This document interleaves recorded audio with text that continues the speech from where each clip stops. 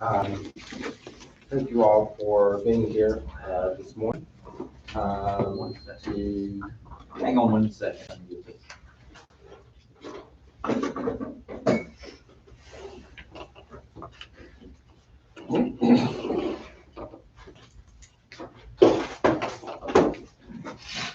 Thank you all for being here this morning for phase 2 of our 2020-2021 budget workshop. Got a pretty full agenda. Jim, I had possibly looked at about maybe is it possible to make an adjustment to this agenda? With all, yes, I had looked into it, Mayor, and with everybody's present, you can do that. I can do that. Add with a special call meeting with everybody present. It was included, they had a concern. And everybody present it has to be 100% unanimous vote on the issue. I'll be honest with you, that one I did. That's, again, that was, Yeah. That would help, though. Yeah, exactly. Yeah, that was, you really said that. I You're did right. check the voting, and I did check the presence. Before we go any further, when I was looking back on the budget over the weekend, I noticed the very first page of the PowerPoint, it had fiscal year 2021, 2022 instead of 2020, 2021. Correct. I see it now. It was wrong. So we're ahead. Yeah, let's get that. So we're Be passing 2021, multiple but year that's- budgets. Yeah, so this is gonna last for 2 years? Yeah. It's a state's budget, 2-year budget. Yeah. No, I'm just kidding. Thank you. You're welcome. All right, so with that change, and I'll ask council if we could do a closed session. Pursuant to, I'm looking for my statute, for personnel matter. North Carolina statute. 1 moment.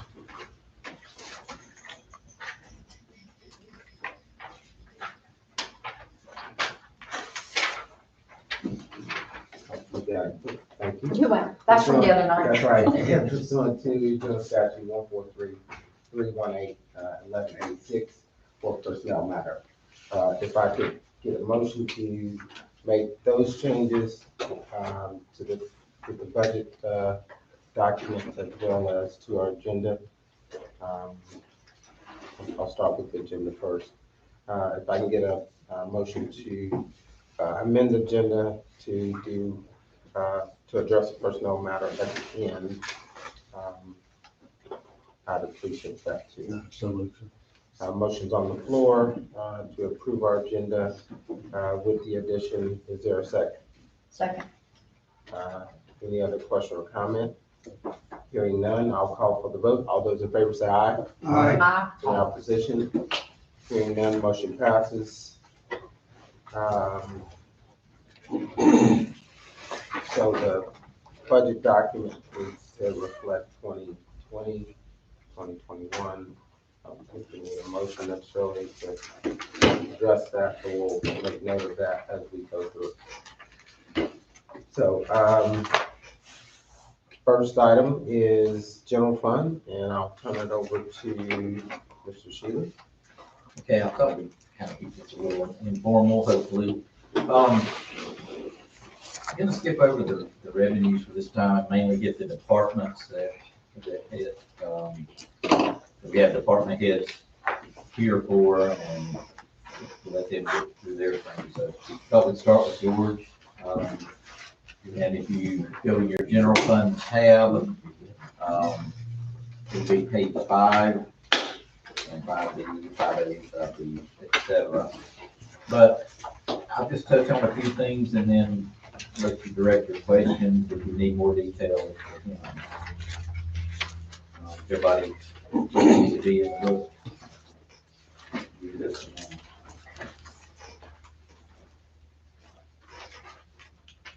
Okay, salaries and wages, you've got a backing page, it's 5A, which will show 2.5% increase for George. We put 1/4 of Danielle's time in there as she is our permit technician and has been a considerable part of her time. We've not done time analysis, but just for the sake of budgeting, we put 25% of our salary in there.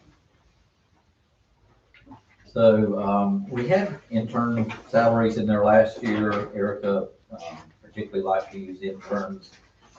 George thinks there are better ways to get the staffing help that he needs, so we took that line out. So that's pretty much the salary line item. If we're back up to the page before again. I'll just kind of go down the line, especially for the sake of the newer members on the board. Professional services, the second line is our fees to West Consulting to do plan review. Anytime anybody submits a plan that has technical things to be reviewed to make sure that they meet our construction, basically needs that element of it, as far as water, sewer, and other things. That's billed to us by West Consultants, and then we turn around and bill that back out to the individual developer or landowner, whatever is being done.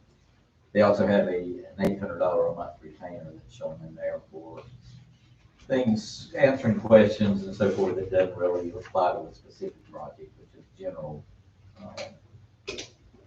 engineering services. So 100% of that is West Consulting. Yes, I believe so, yes. Is there a line item under revenue for Yes. that 75,000? Okay, thank you. Well, it may not be 75,000 because we don't bill out their retainer, and we may have them do projects that wouldn't be billable to another.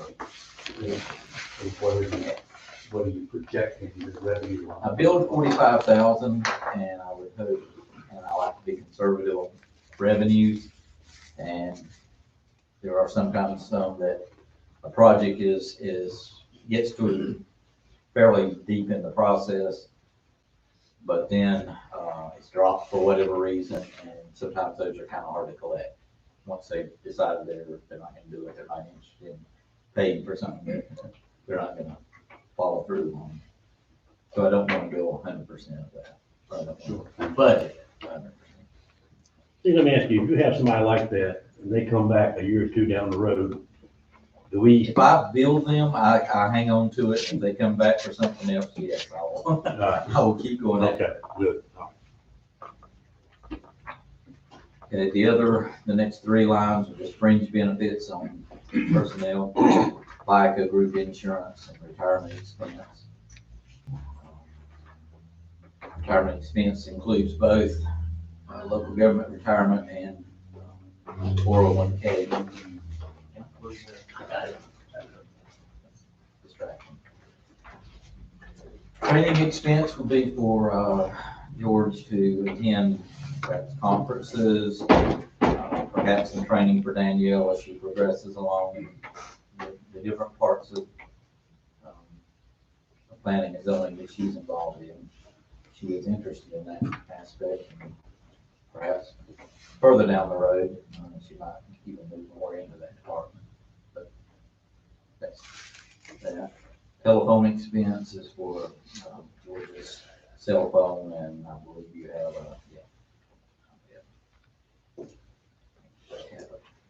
postage. If you have to mail any plans out to someone or so forth, it's not really a major expense, but occasionally something that has to be mailed out to an apartment, to another developer or another engineer or whatever. Travel expense is a new line item. Sometimes it just goes, not really train, but reimbursement for travel to, Mostly Charlotte. Charlotte, mostly Charlotte. Yeah. But we kind of been absorbing that in the admin department, when we had trips to make or mileage to be reimbursed for meals. So if I would need to put that in the department. IT expense is, just bearing some of the load of the internet and so forth here at the building and A large format printer also. for IT. And it comes, the cost of it comes under, Oh, that's the right, equipment. rental, that's right. And that was for what? I confused things. The Large rental for the large format printer is actually in the equipment rental line item, which is the next line item. We did upgrade that during the last budget year and a much better machine. Advertising, very seldom charge anything in there, but if there is something specific to like a special planning zoning meeting that has to be advertised separately or, we would like to just keep a little bit of advertising expense in case the need arises. Can I interrupt you? Sure. Sorry. I should have asked this question when we were on the equipment rental. But you said at the end, you upgraded it in last budget, but it will cost $5,000 to keep renting it? Okay, just wanted to make that clarification. Yeah, and that includes maintenance and everything on it. Okay, thank you. Where are we? Office supplies. General, Did you talk to advertising? Yes, This question, I'm sorry to back up, but, is advertising different than notification of a P&Z meeting or a planning meeting or? For the most part, yes, but yes and no. As Steve pointed out, a lot of that goes from the town clerk, so that's in admin. But there are some meetings, particularly if we're talking about things that are related to a special, our small area plan, or in this case, for example, the Southwest Bypass Plan. Any of those sorts of notifications come directly out of the advertising budget from planning, because they're not related to it. Very small amount. Yes. Advertising. There's not a whole lot that needs to be done in it, and frankly, it's a lot cheaper than it used to be, just because most of what we do is Online. advertising through social media and things. Thank you. office supplies are just general office supplies that anybody might use, paper and binders and that sort of thing. Departmental supplies is really, I like to gear more towards something only his department would use, like the paper for the wide format printer, being the most obvious example. And the biggest issue with that is that we don't know yet what the true costs of that are gonna be in the coming fiscal year. So we budgeted a little bit conservatively, we may not use all of that, depending on how much paper we use throughout the year, depending on if we're running things through that printer that are for other departments and whatever, we'll just absorb it, but we just don't know yet, so we're a little conservative on that one. We have a tendency to ask for a lot of big maps. Certain individuals have a tendency, but that's good, I think that's good, the more you can see, the better everybody is. I'm gonna skip the next two line items because I'm gonna ask George to kind of go over them, but I'll just briefly say dues and subscriptions would be his dues to, his professional organizations. So there's actually, there's that, APA, AICP dues, which are required dues. There's the town's dues that are required for the small town Main Street program. And it's something I want to start this year. It's only $60, but getting an online subscription for the Planning and Zoning Board called the Commissioner, which is good governance basically put out by the American Planning Association for the planning commissioner specifically. It's online. Once I get it, I'll be putting it out to the Planning and Zoning Board members and frankly, anybody else who wants to see it, since we would have a subscription for it. Like I said, it's only $60. It's not that big of an expense, but. And then really, probably the main things we'll want to go over are the contracted services and special projects. And you have them listed on their own separate pages, 5B and 5C. And I'm just gonna let you have that. Okay, for contracted services, we wanted to extend or expand code enforcement services by 1 day a month. So right now, the contract is for 3 days per month, which is not really enough for what we're seeing here in town over the last year. You say 3 days, you're saying 3, 8. 3 8-hour. So 24 hours a 24 month. hours, that's right. And that's really not enough, particularly in the summer months when code enforcement duties are split really into the weed abatement program, which is something that we want to do, need to do, but something that's not really, frankly, as complicated or complex as some of the other things that we've been into related to housing code violations and issues that we're starting to see now with, well, as you've probably read from my weekly report, we now have issues of individuals purchasing property and trying to do things that are substantially more than what the code allows. We're working with one of those on Stillwater right now, as you've probably seen. So extending his contract or extending code enforcement contract from 3 days a month, 24 hours to 4 days a month doesn't get us a person 1 day a week, because of the months that there are 5 weeks in the month, but it's close and it's an incremental step. And hopefully we'll be able to start it this year, which is in the height of the weed abatement season, and see how it goes. And it's only a annual contract, so if we see that we don't need him 4 days a week, then we can bounce it back to 3. So that's code enforcement. George, Yes, sir. if I could throw that out, and, you know, this is something, one of those things near and dear to the population, to the citizens, is code enforcement. Right. Down to the height of your grass, on up to, as you say, Yeah, the lots of- folks in Stillwater who are, you know, big time trying to, Right. but should.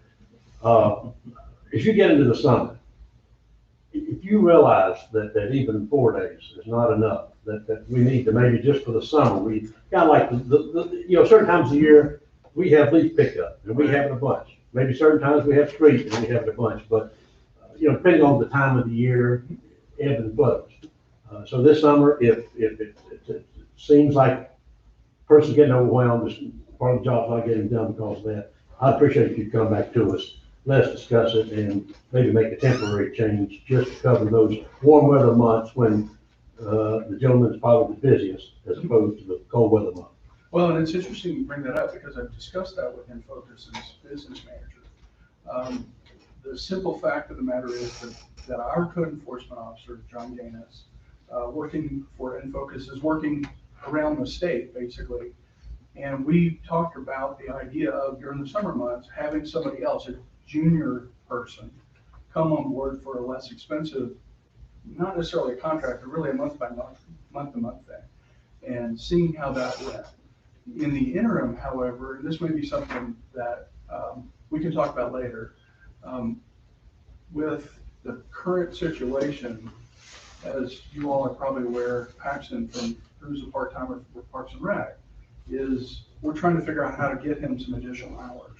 And so John and I and Emily and, well, I don't know if Paxton's been brought into it yet, but we've been trying to figure out whether or not he could do some of that work during this summer, or at least until the YMCA gets, the rec center gets picked back up and he's working with the YMCA and other things. So we've got a number of different ways to potentially handle that or address that, so.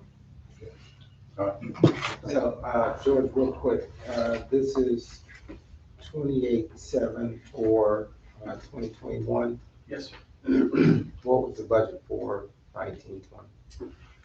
I'd have to go back and I can't remember. One of those things I have to get back to you on. Right. I don't- Okay. It was 21 something, I believe. I can't remember. Since I wasn't here when the contract was, when the budget was being worked on last year, I didn't really put a whole lot of time into knowing what the contract now was, but. I can pull that contract and look at it, but George, I have a question. Can you verify, is it 4 days a week or 4 days a month? 4 days a month. And so, yeah, I mean, part of my question is, at some point, does, Right. and again, I mean, for almost $30,000, that's almost, you know, for some folks, a full-time job. And so could we, are we thinking about maybe a full-time person? That's one of the things that we'll get to a certain degree in one of the other items that are in this budget discussion. Yeah, I don't wanna go too far down the road, but I was just wanting to, again, if I'm paying We thought a good bit about $30,000, I that. mean, a lot of folks will go with $30,000 job in our town. Pretty good deal. Well, and the $30,000, this is the issue really with any contract service provider. We're dealing not only with the salary, but we're dealing with all the fringes and then the overhead for whoever the contractor is. Yeah. So in this case, and Focus, just like any other planning services, and they do planning and code enforcement all across the state, they have a pretty decent markup, if you will, for overhead and all of those sorts of things. So it gets to the question of, do we continue to incrementally, at what point do we stop incrementally increasing our contract services? Right. And do we hire somebody? But if we hire somebody, then we have to find space for them, and it gets into that bigger. Absolutely. Yeah. So we've thought about it, we continue to think about it, and code enforcement is one piece of that puzzle in the planning and zoning budget. I don't remember, but what was the group we went through before In Focus that did our code enforcement? I Was think it we COG? used COG. We I was had, thinking it was Yeah, COG. you're right, Carl. We had a police officer do it, we had, planner do it, maybe some, And your own part-time employee that answer directly to the planner do it. And that's pretty normal for smaller communities. One thing I did find out, and we'll get to this too, is that In Focus, which is a private sector provider, and the Council of Governments, which is a quasi-governmental agency, their costs are not so dissimilar as I would have thought. I would have thought that In Focus or Benchmark or any of the other contract providers would have been here, and then COG would have been way down here, but it's not really the case. I think they're seeing the same issues in terms of cost benefits as the private sector providers are. So, well, we can talk about that a little bit more, but yes, there are lots of different ways. Small towns do it multiple ways. In fact, another small town that I'm familiar with, when they first started doing code enforcement, they had a part-time police officer doing it. And he's still doing the minor things like weed abatement and whatnot, signs, that sort of stuff. But when it comes to things like housing code enforcement, where actual statutory knowledge is concerned that's outside of the expertise of most normal folks, he was unable to do it, and then ended up having to use contract services for that sort of level of management anyway, so.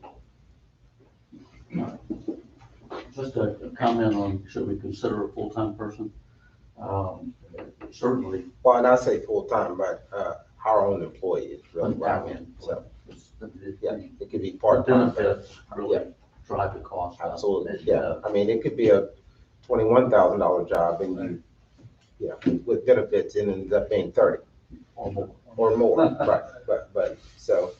And to the very creative thought concerning our part-time park person, we've been with individuals that are known in the community and are liked by many in the community, and when they get involved in code enforcement, it doesn't seem to work out very well. Because That's a they're concern as well. enemies quick That's of right. what they thought were their friends. Right.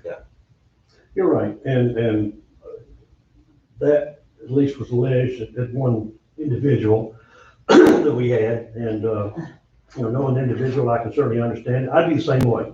If you put me in code enforcement, I'd probably bend over backwards to work with people, and I'd probably be a pushover to a certain degree. At some point, I'd start pushing back, but it's kind of a thankless, hard job, and if you're well-known, well-liked in the community, as this gentleman was, and I'm thinking about, it makes it very difficult. And again, I understand, and I'm not in any way being critical, but I'm just kind of supporting what Paul says, that it has to be somebody from the outside. I feel like, otherwise, it's gonna be a lot of wink and giving a lot of extra time to, the person that squeals the loudest, and just to get along and be liked, and everybody wants to be liked. Well, to your point, I agree with you, but then that means we have to hire police officers that don't live here either. So it depends on the individual that you hire as to what they are told to do and how they want to do it. And the one individual you're talking about was told, we want compliance. They were not told to take enforcement roles and take it to the next step. So then it gets into a little bit of how you want that person to roll. I agree with everything you just said. It takes a unique individual, and if we want compliance, then you're soft, and let's work with them, and it may take months, to whereas if you want that more authoritative enforcement person, then if that's the role and everybody knows the role, then that's when you get more affirmative, direct contact up front that says this is what's gonna happen or else. And just like our law enforcement, you've got different approaches to it. You can smile and be kind and get cooperation, or you can be authoritative, handcuffs on, let's go to jail. And this position would be the same way, is you hire the quality that you want and how they want her to do the job. Okay, let's see, moving on down this line, let me go back up to, in my budget document, it's not the same order as in this one. So Transportation Planning Services by Kinley Horn, they have been a great asset to me in a number of different areas, most notably that the contract, or that the consultant that we have been given as a project manager is somebody who understands the NCDOT process far better than I do in terms of how to work through the CRTPO and NCDOT, and can hopefully set us up with a way, or with ways, so that we can end up being able to get projects estimated and underway faster than we had in the past. As everybody knows, there are two projects that we've had funded for a number of years that, for one thing or another, have just not been able to move forward. And a lot of that is because of the intricacies of the federal and regional processes for transportation planning. I'm not an expert in it, and the time that I have to devote to that, I'll just say that most communities that actually do a really good job of it have an actual transportation planner. That's all they do. And those are even some of our, well, actually both of the other jurisdictions we have in Iredell County. They both have dedicated transportation planners. And so we just don't have the ability to do it, and nor do we have the space to have someone. So personally, I think, or professionally, I think that this $25,000 contract that we had with them for the second half of last year, really, is something I would like to extend into a annual contract, same amount, for all of 2021. So you access, you draw down on the $25,000. That's right. It's a do not exceed. Calendar year. That's right. It's a do not exceed, and they haven't spent all of their funding for the $25,000 for this current fiscal year. So I've been talking to Kinley Horn, and they believe the $25,000 for the entirety of the coming fiscal year is an appropriate amount, again, for the amount of time and effort that they did. So from the budget standpoint, it's flat from the current year to the next year. That's right. Just a minute, George, when you were on that, I can understand Statesville and Mooresville having their own because they're much larger than us. And when this was proposed to us last year, your wording was because you were new and you hadn't had a chance to get your feet wet, where now you're over a year into employment. And I think you could be able to handle both, because our previous planner did, and we have grown, but we haven't grown that much since she left, and she was able, plus Kimberly Horn, did they apply to CRPTO for any project, for any grant money or anything? They have helped us apply, help me work with NCDOT staff on what's called the Enterprise Business Services Portal, which is the process by which projects move into local administration. So we have to have an agreement between NCDOT and the local jurisdiction. That's something I had no experience with whatsoever. And so the Kinley Horn staff person walked me through that. We worked on it together. And so without their, actually, we were working on a Zoom meeting, and for that person to be saying, okay, you need to add this to this line item and so on down the line, I wouldn't have been able to do that. And they submitted the application to CRTPO on our behalf for the supplemental funding request that we've asked for both the Richardson Greenway South and the downtown sidewalk project. So they are capable and have been doing some of the work on our behalf, really, so that it frees me up to start to continue dealing with the project issues that I do on a normal day-to-day basis. Okay, and due to the COVID-19, I don't know if CRPTO is still doing their transportation meetings and everything and by Zoom, and if you're participating, so that will help you get acclimated to it too, correct? Only, well, up to a point. So I've been in all the meetings that are appropriate for me to be at, the TCC meeting and the BikePed meeting, and then we have conversations, whether they be by email or Zoom meetings or whatever, as we ordinarily would, based on projects or for whatever reason we need to be and need to discuss them. So I'm learning more about it, there's no question. But as I've mentioned in the past, a lot of this is related to very specific and fairly esoteric processes that if you don't stay on top of them, then you have the issue of potentially missing a deadline or something else. There's a lot of information that is required to be provided to CRTPO in order to be able to either apply for or manage projects that NCDOT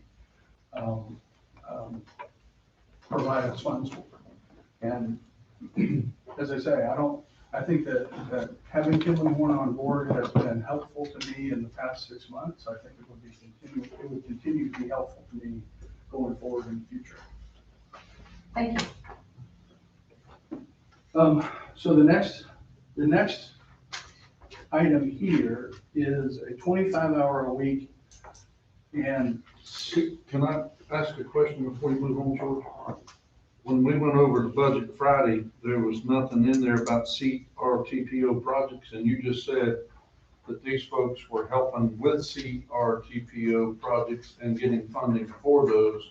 Are they budgeted elsewhere, and that's what they're finalizing and getting those projects done, like Pally and the other two that you're talking about? Or are these projects that they're working on that we're hoping to get funding for in the future? these are current projects, so we already have funding for, and we're trying to move them through the NCDOT CRTPO process. But that's not in the budget, and my question is that money already set aside previously in those matching funds that we did for those projects? I'm not sure I understand your question exactly, but the funding for the projects themselves has already been funded by NCDOT. It's the process Right. where we can actually get to use that funding that they've set aside. And the downtown sidewalk project and the Richardson Greenway South project were underfunded, and now we're asking for supplemental funding to help us with the gap. That is what I was asking. Thank you. So the next item in there is the 25-hour week, and it shouldn't say staff planner. This is where we have gone back and forth on the idea of, should we have a staff planner on, a second staff planner? And we would have the workload to have a staff planner, a full-time staff planner, but like we've talked about, we don't have a place to put them. So we went back and forth, getting proposals from Infocus and CCOG for a half-time or a 30-hour planner, really. And it came out, and Sally, you're exactly right, it came out to where the Infocus proposal was $85,000 for a 30-hour-a-week person. That's where you get the massive amount of differential between, it's really overhead. And CCOG was about $69,000. So it's less, but the difference there is that CCOG would be dedicating a junior level person and focus for their planning services. Their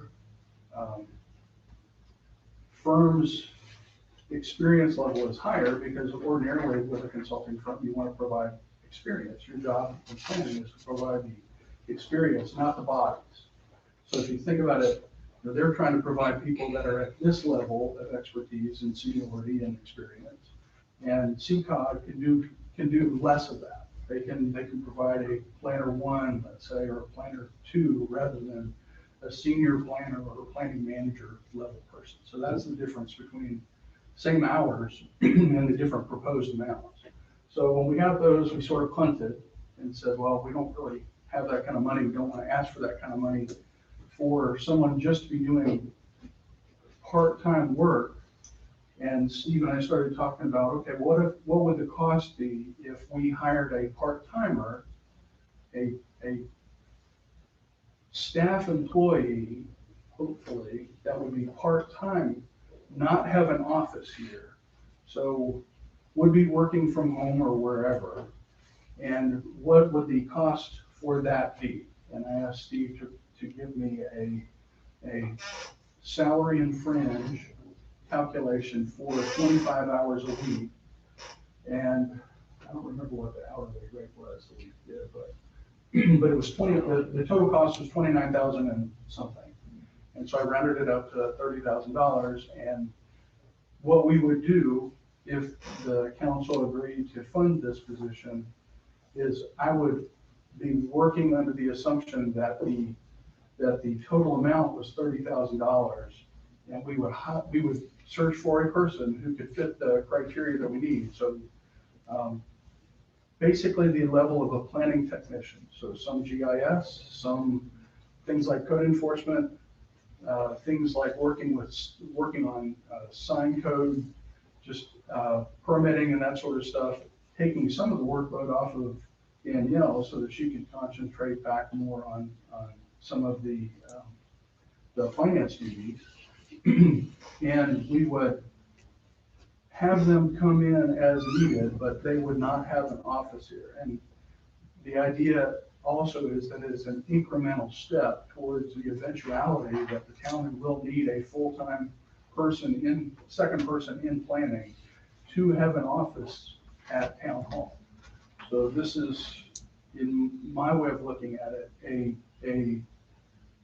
a half step, maybe not even a half step, but close to a half step. So we would get some of the product that we need from a person who has some experience.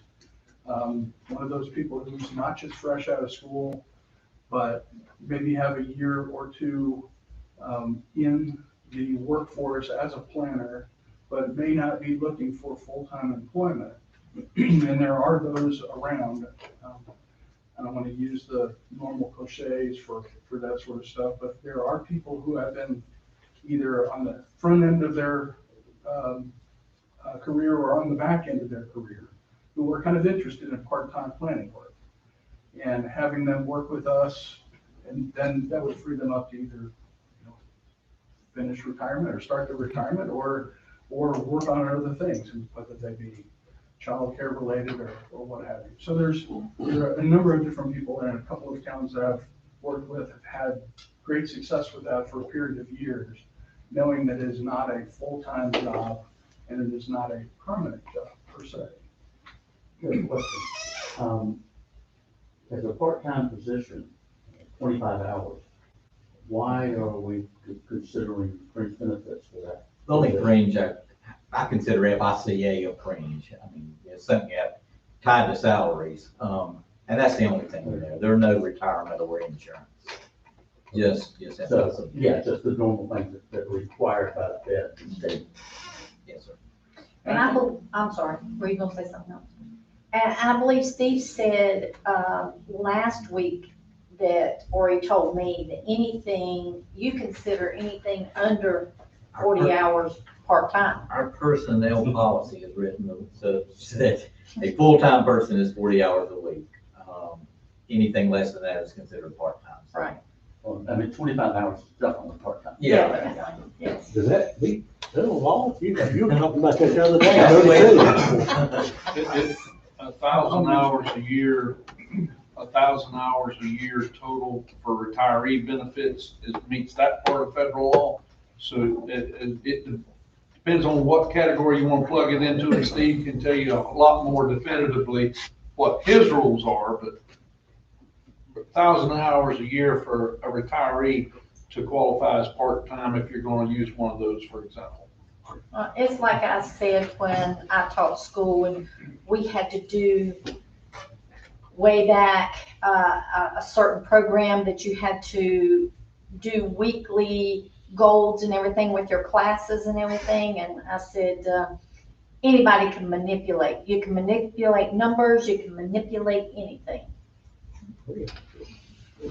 Well, and to go one step further, really to circle back to the code enforcement officer issue. We have talked, and especially a number of you have talked to me and Steve about how do we address the need for a full-time second planner without having a place to put a second planner. And you know, we're still in that boat. So there's also the possibility of having a full-time second planner in this sort of format where there's no office. It's essentially a full-time person that would be working remotely, just like in the corporate world or the private sector world. There's plenty of that. And potentially that if you wanted to bump this up, there's a good reason why these two are in the same line item, is because if you wanted to bump this up, there's the potential for lowering the cost for out-of-house code enforcement and ramping up the amount of money budgeted for a part-time, full-time, whatever it was ended up being called, remote working staff person. So those are sort of fungible in my mind as to how they would work themselves out. I think we're there. We need a second full-time planning technician. I also think we need code enforcement, and I think you're both right in this, that there are some parts of code enforcement where you don't want somebody who lives in town, you don't want somebody who you're friends with, you want somebody who can enforce code.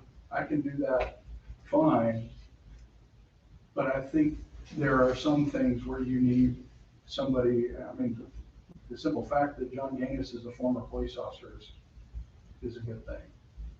I think our current situation might end up really illustrating that. Okay, so that's that one.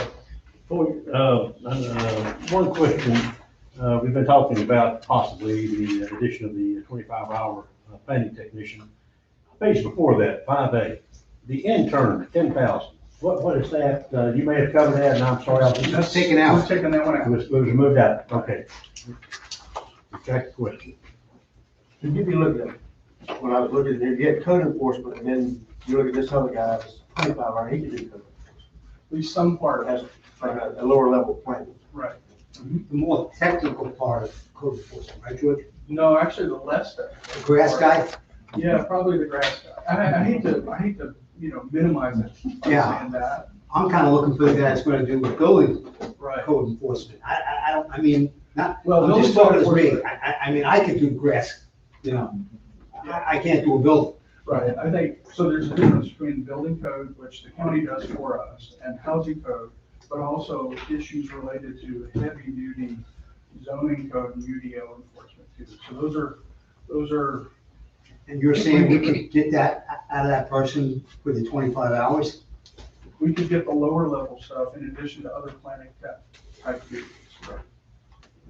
So you did need the 4 hours of the 4 days of the other guy. Yeah, we probably would, right, that's a good way of looking at it, is that if we were to hire the planning tech, then we could probably go back to the 3 days a week or 3 days a month, sorry, within focus, keep it at the current level. So again, the budget numbers are sort of fungible, with the exception of transportation. If we lump those two together, we would be able to work it out. Right. So if we had to get a good, maybe qualified person, we could take 5,000 out of the 28 and bump the 30 up to 30. If, Right. get, what I'm saying is get a good qualified Right. person.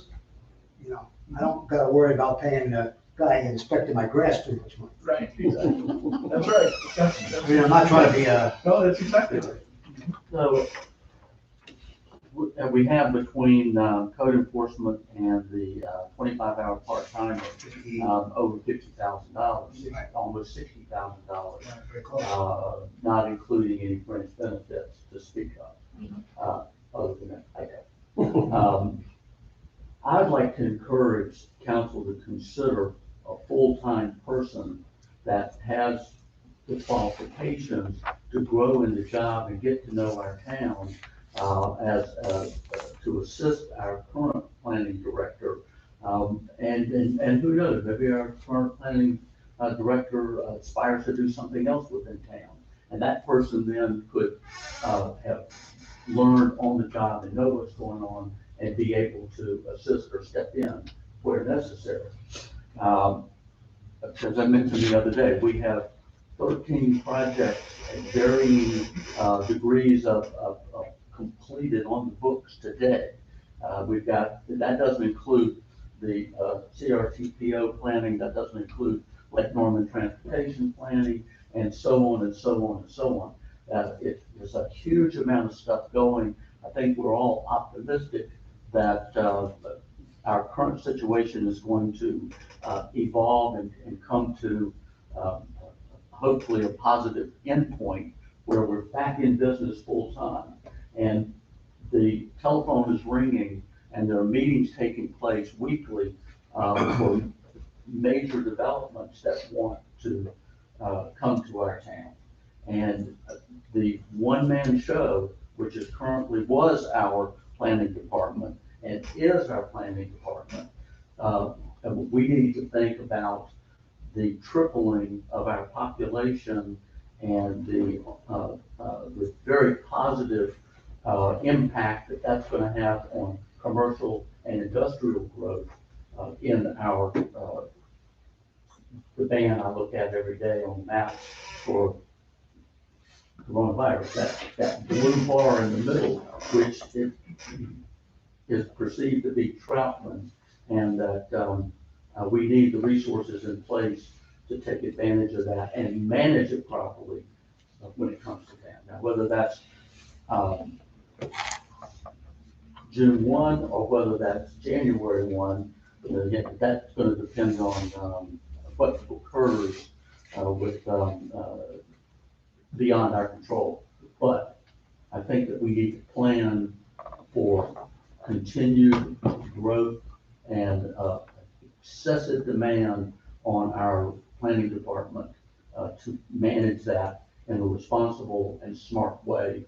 And I'd like to consider a full-time head, at least that $60,000, and that individual could be assigned 4 days a month that we're paying for now for code enforcement. And when their responsibilities within the actual day-to-day requirements of quote planning, then we can look again at planning, at code enforcement somewhere down the line. But that could be managed by that person, as well as staff planner, GIS tech, those things that we absolutely will need, and will need it on a more focused, concentrated way within the next year, 2 years and beyond. So, Mr. Bryant, the only thing that I would offer is, this has to be a plan that comes from staff. This is, so we're not hiring that full-time role, right? And so staff is giving us this offer right now. If they come with us or to us with that offer, I think we should consider it. But today, what we're getting is an offer for these two roles split. So unless staff wants to go back, sharpen their pencils, bring us a new offer, I think we have to address what the recommendation is when it's come time for budget. So that's my only, Well, thank you for Yeah. clarifying that. That Absolutely. makes sense. Yeah. But we're not voting on the budget today. We're That's- gonna that's do that exactly next month. well, and that's why I'm, Yes, sir. I got you. And I'm just, my concern is about office space, have a full-time person, another one. I'm old school and I just don't, the person working from home, I don't think would be, it's gonna be training that well in a role, if we're trying to train him to be that person. I just don't see, I can see him go out and do the code enforcement, I can see him run around, do a few roll odds and then, but actually training that person to become that person, I'm not sure if this is the right time yet, until we figure out something else. Right. And I don't disagree with you. I think that, if it's a necessity, if they say it's a necessity, that they need to be creative on finding a home for the planning department or for the police department, which frees up office space, or we find some office space, perhaps, somewhere else in town close by, whether we own it or buy it. and again, I agree with both of you. The one thing I would say is, if you look at our economy, COVID-19 is changing a lot, okay? So, and that's gonna change the ways of working. And so how do we think about these roles, given what's really is gonna change how people interact, how people work today? And so these are two roles that appear, some could potentially be here periodically, some not, but I think, again, when staff brings that recommendation, what does that role look like? Is it a role that sits in-house, or is it a role that could be remote? But And that needs to come from staff. I agree with everything you all just said, and seeing this budget for the first time and hearing the different goals and even getting to the next page that George hasn't had an opportunity to talk about yet, which I think will be a continuation of the same. He's short time, short hours, and trying to take care of the things that he is doing, which is why he, I'm assuming, will be asking for some of those contracts as well. You're looking at a $250,000 in total funding and various contracts and extra labor that needs to be done there. And to your point, Mayor, I think it would be a good time to sit down with George, as he's mentioned numerous times in his presentation today, ideally, and I think, not putting words in George's mouth, but I think he almost would have come here today saying, I need a new employee, but his reservation in that was, where am I going to put them office-wise, and where do we put them?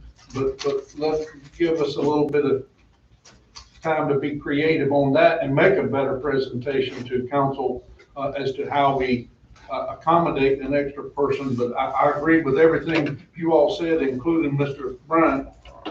But some of these contracted positions, if he had that ideal person that could wear the multiple hats, might save him some of these contracted services as well. But to your point, Mayor, yes, right now it's in the budget, but, and that's the issue at hand for you all to consider. But in getting up with George later and seeing how that ideally worked, and especially going to Mr. Bryant's point, whether that began in the fall or January, that may be time to come back and revise and say, hey, instead of signing these contracts, we have this plan if you all concur as council. Well, and I really just want to make the point of that the agreements that we're signing, these are these long-term or short-term agreements? Are they month-to-month? Are they, give us 30 days? We can get out of those agreements. I think for council, that's the kind of thing, in case you want to change direction, you have that flexibility in which to do so. So Kinley Horn is a do not exceed. We can cut them off in 30 days. Usually that's the way that that program has always worked. I'm not really sure about In Focus because I wasn't involved in the initial contract negotiations with it. And I just have the proposal for the additional hours. I remember there being a short out clause in that, which whether it was 90 days or 60 days. But there is an out clause. And the other Because that one, was done through the person in, after Erica, before George, that was doing the, planning on an interim basis. Yeah. Well, Justin, Yeah. you know, Justin kind of got worked- his foot within Yeah, focus. I don't- I thought He had that met they someone already- at a professional meeting or something, and and they're relationship. considered to be for contract code enforcement, they're considered to be as good as, if not better than anybody else who works in this area. Yeah. And then the planning tech person, that's Right.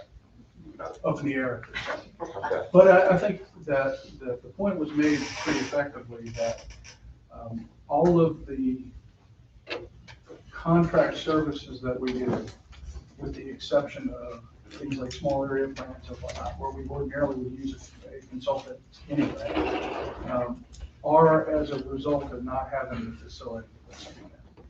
So, okay, to move along to special projects. So what we have here is 4 projects. One, a proposal that was fairly loose from Infocus to do ETJ expansion issues, which when we asked for the proposal, we asked for a proposal that would be for identifying the entirety of expansion of the ETJ all the way around the community, then administering the public process of personal meetings with property owners, public meetings that were required by state law, as well as working through the county.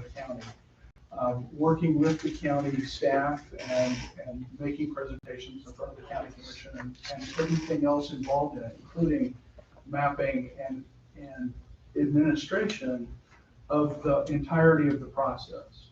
And so they came back with a $35,000 estimate of a proposal. But in my budget, that number is red because we don't really know where that's gonna go. And I still don't know, and I guess we're not gonna know, at least, I'm not really sure what that's gonna look like. So I don't really have a whole lot of way to comment on that, with the exception of saying, okay, well, the maximum amount that Infocus has put before us is $35,000, and it will be stepped back from there if the scope stepped back to just the corridors that we've been talking about more recently and that sort of thing. So I don't really have any better answer for you at that, for that issue. The next 2 are small area plans that the council has wanted to have done since the adoption of the strategic plan back in late 2018. So the gateway quarter for 21 South and the small area plan for the Perth Autumn Leaf intersection and the environs around that. The rough cost, we would have to do a scoping, of course, for both of those. The rough cost for small area plans like that is around $35,000. And I reached out to 3 different consulting firms to just ask them to give me a good guess of whether or not $35,000 or something like that would cover it. And everybody said, yeah, that seems reasonable. But until we get a scope, we don't know exactly what those numbers would be. So these are estimates that whatever budget that's adopted, we would come back to you and ask for either a amended contract and agreement for less than this or for more than this. But my best guess is $35,000 a piece. I would like to see the same consulting firm. I have some I prefer not to work with, but I would like to see the same consulting firm do both projects simultaneously, because mobilization, hours of work, when they're in Troutman, and that sort of stuff can be accomplished less expensively if it's the same firm doing both contracts. That's not necessary though. Could you, Yeah. I'm gonna ask you, explain a little bit more about the small area plan, right? Because I said, city council request, I was. And also to tack onto that scope, what you mean by scope? The process and the product both, that's what the scope entails. So working through the establishment of the actual physical area that you're gonna start working in, the project area, establishment and maintenance of the steering teams, all of those sorts of process steps, public meetings, individual meetings, just like we've done with any of the other planning projects, whether it be the Southwest Bypass project or things that were done in the past, including things as far back as the head plan that was done in 2008. So all of those sorts of planning projects that are done to produce a plan that is something that would then be adopted by the council and then be put into the UDO, at least the land use regulatory elements of it would be put into the UDO. The other parts of it are living documents, I would say, that is the way that either the public who own property or the development community, let's say, for the sake of it, both on 21 South, but also in the Autumnleaf Perth area, they would be able to look at the documents and say, okay, this is what we want in this area. So the things that you would see at a planning and zoning board hearing, if a project is brought forward, staff and the developer would be looking, and the neighbors and everybody else would be looking at the plan saying, does this fit? So to develop a small area plan is a specific piece of Troutman's geography as opposed to something that's comprehensive that would be all inclusive of the entirety of Troutman. You're taking the land use map and you're kind of going down one little small You're area. going deep on it, right? And so one of the things that was in the strategic plan, for example, was to do a corridor overlay district for 21 South between Cedar Lane and almost to exit 42. I can't remember how far south. What Stantec did? Stantec did the project for the road design itself. Right. It's the next phase of that, or really it's the piece that's larger than that. So Stantec in the small area plan, or in the Southwest Bypass Troutman Transportation Alternatives Plan, they put together the framework for the road itself. What should the road look like? The next step is to do the corridor zoning overlay that establishes what the land use policy should be as well as what the zoning should be for that same area. And actually, I was hoping it'd be even a bit wider than that. Not only wider in terms of width, if you look at the quarter this way, but also take those edges and make sure that everything fits with what Stantec did. And so that it's reflected in our zoning code as well as in what the policy decision-making is moving forward from here. The strategic master plan of Stantec showed the overlay on South Main Street down to 42. The Northwest Bypass plan reinforced the concept of an upgrade, if you will, of that gateway, that very important gateway for us down to exit 42. Right. So two different Stantec groups have essentially agreed, and there was agreement in the community that that was a good thing to do. Do we have a timing in the strategic plan, like, I mean, is it realistic this is gonna happen this year, both of those, or either one? That's what I was looking at. The way I've kind of looked at it is that the corridor overlay probably, well, I think both of them could be done in the coming fiscal year.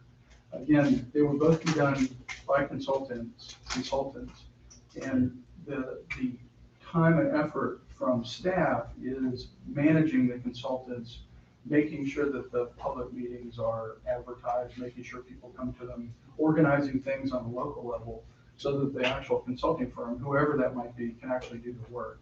So I think we could get both of those done in the coming fiscal year, yes, especially if they're being done by the same consultant.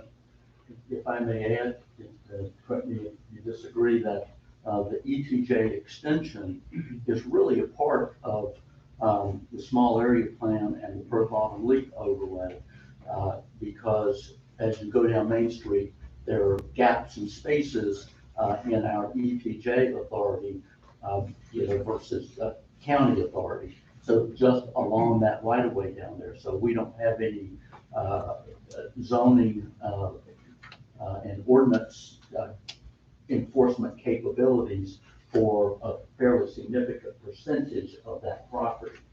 And the commissioners talk about extension on gateways because it interlocks with the cultural aspects of the town, the beauty and the enjoyment of our communities.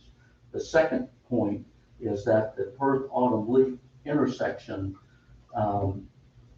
has been an area that has laid dormant for a long time.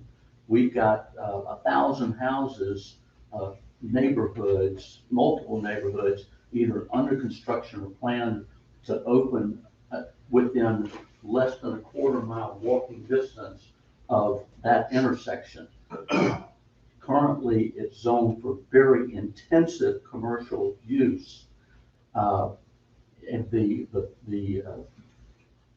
suggestion, thought, discussions was that the overlay would down-regulate it from high, heavy, intensive to neighborhood commercial, and it all fits within walkability, quality of life, and a better environment for our residents. But haven't been doing that with, when we had these zoning changes, I mean, we already, in that area, I thought we've made a lot of changes there, especially on the Perth Autumn Leaf. Well, we can go back and review that, but I would suggest to you that no, we have not addressed that intersection.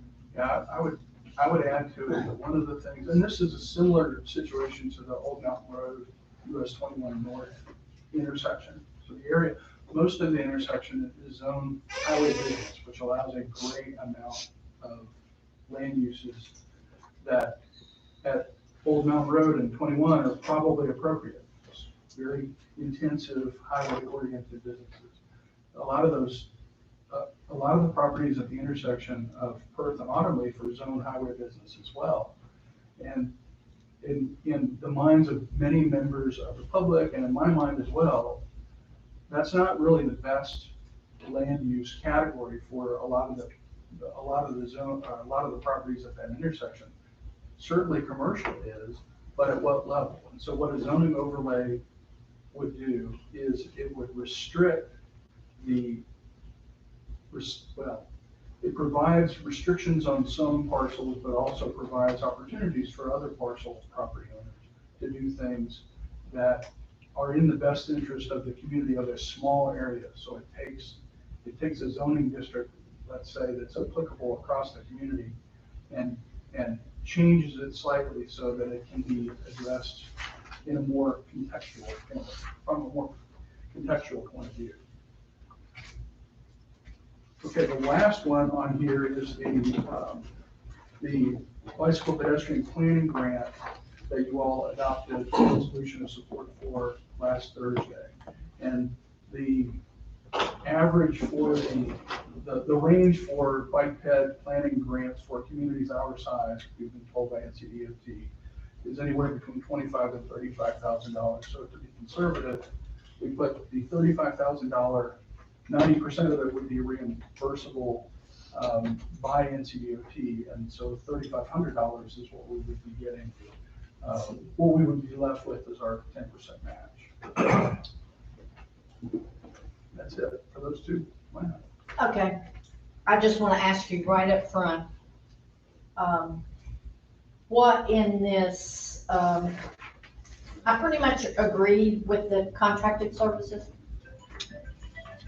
Maybe not completely, but mostly, but, if something had to come out of the special project, Right. what could you live without? Well, first thing is, we're not sure what the ETJ expansion number is gonna be. Right, So, I would drop that okay, first. Because as we've talked about in our committee, the likelihood that we'll be doing a full-on all the way around the whole town is smaller now. And then the next one is, I would drop one of the two small area plans okay. at your choosing. I'm gonna punt.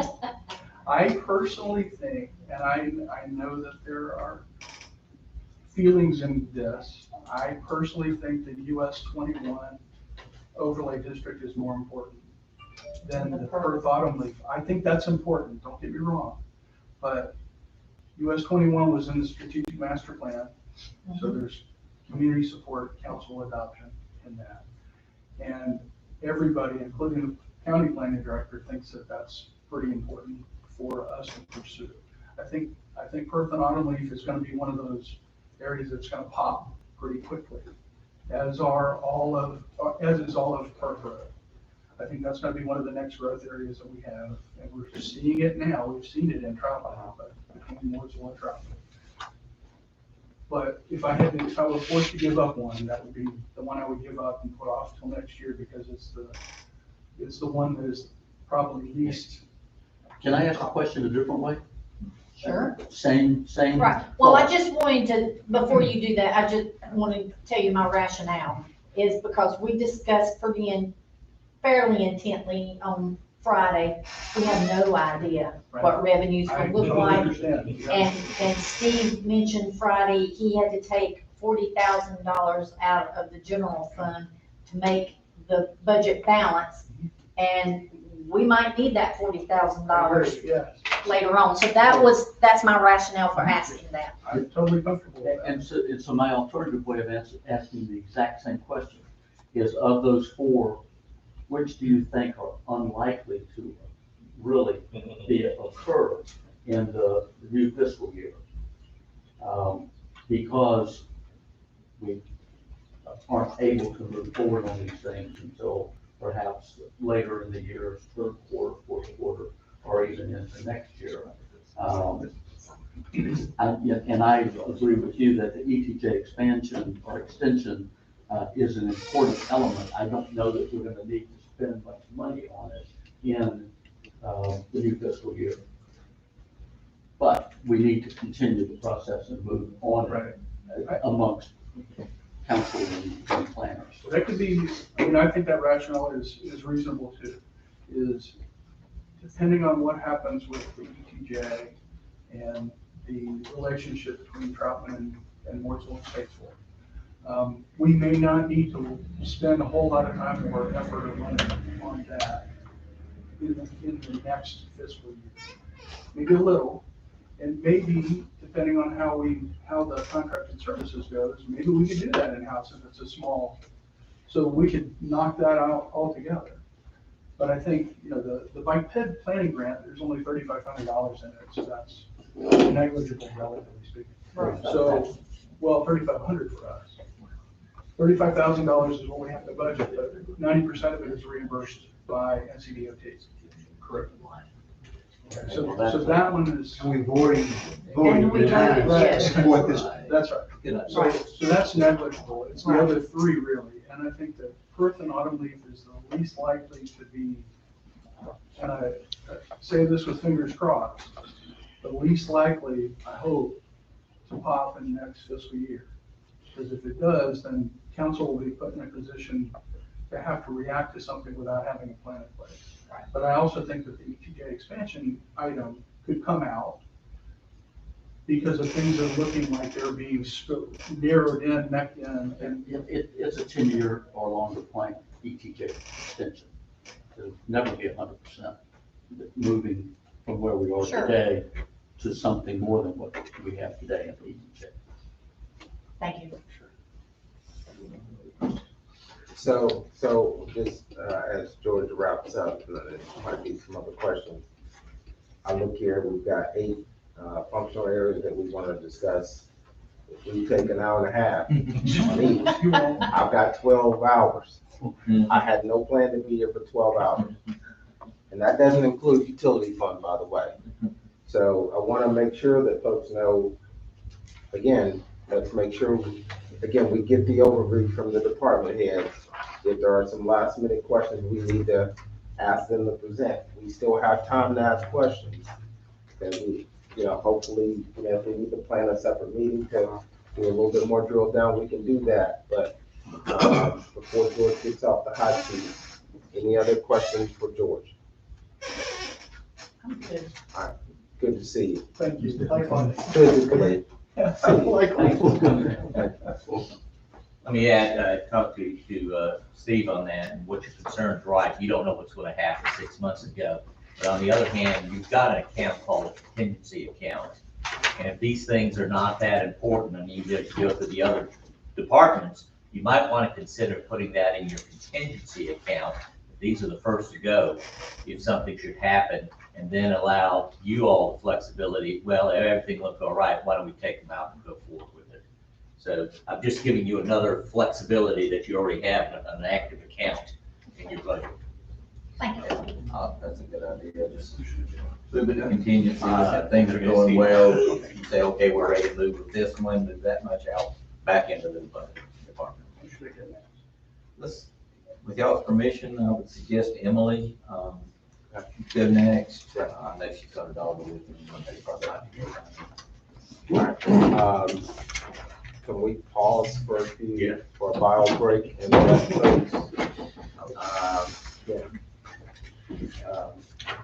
as soon as Emily can get in, I'll be back and get ready to start.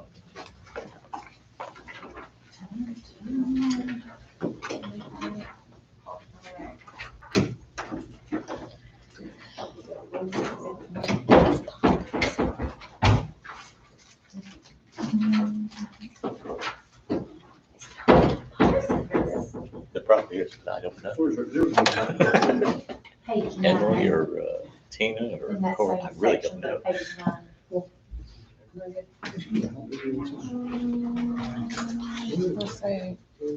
Are you pausing this?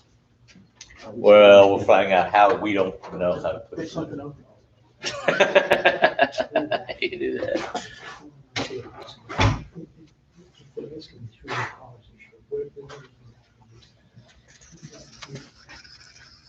How about that? We got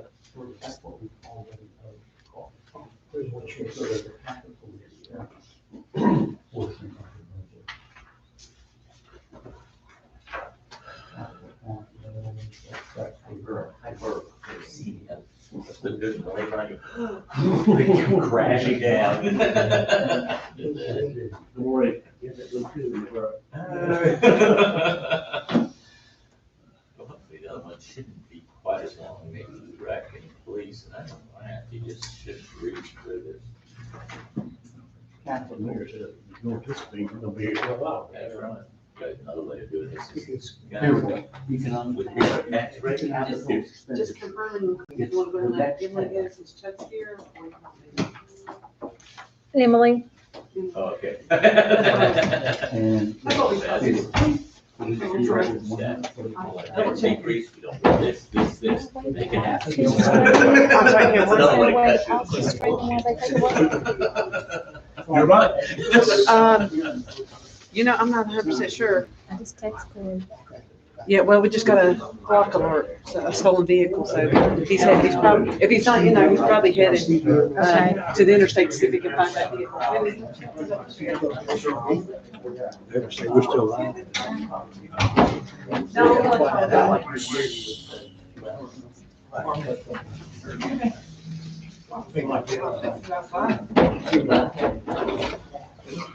All right, everybody back?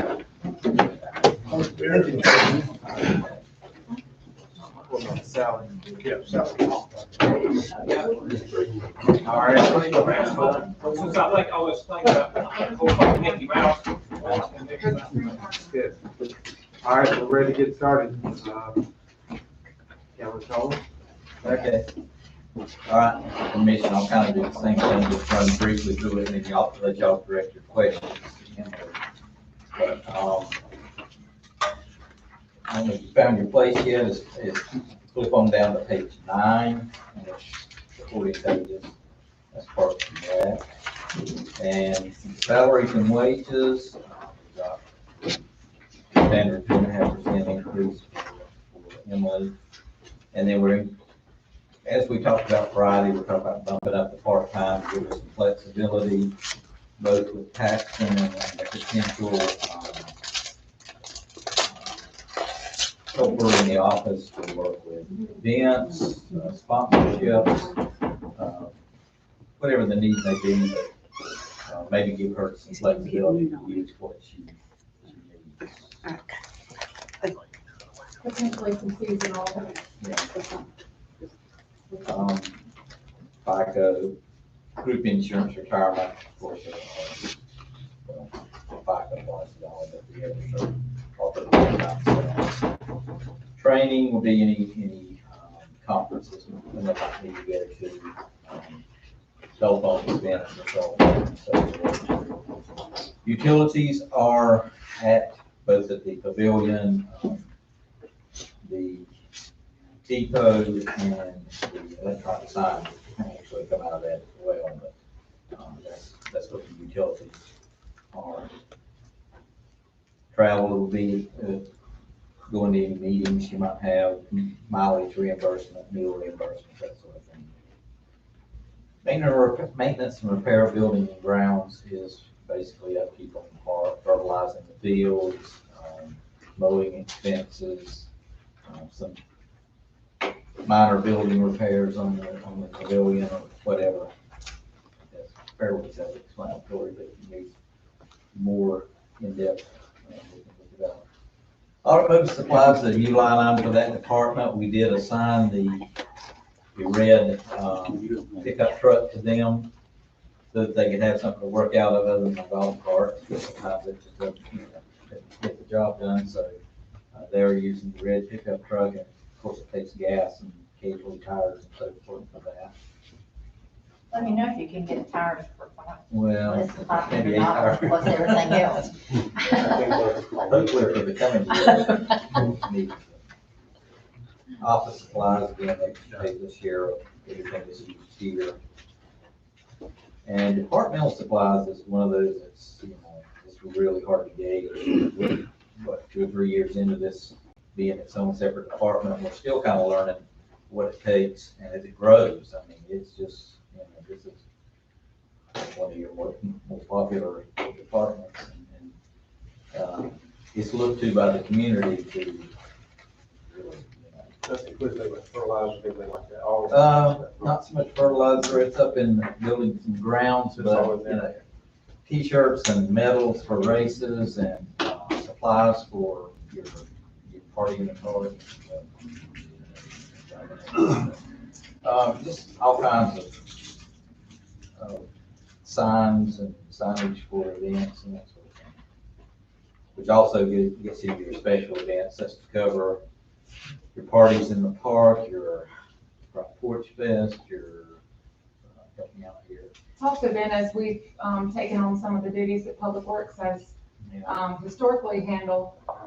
Like this year, we purchased a generator, so that I'm not having to call Public Works every 5 minutes and ask, hey, can I borrow a generator? Or just things like that. So just so I can be a little bit more autonomous, self-sufficient, and not having to call them every 5 minutes to borrow things that going forward will need more often. Dues and subscriptions are for professional organizations.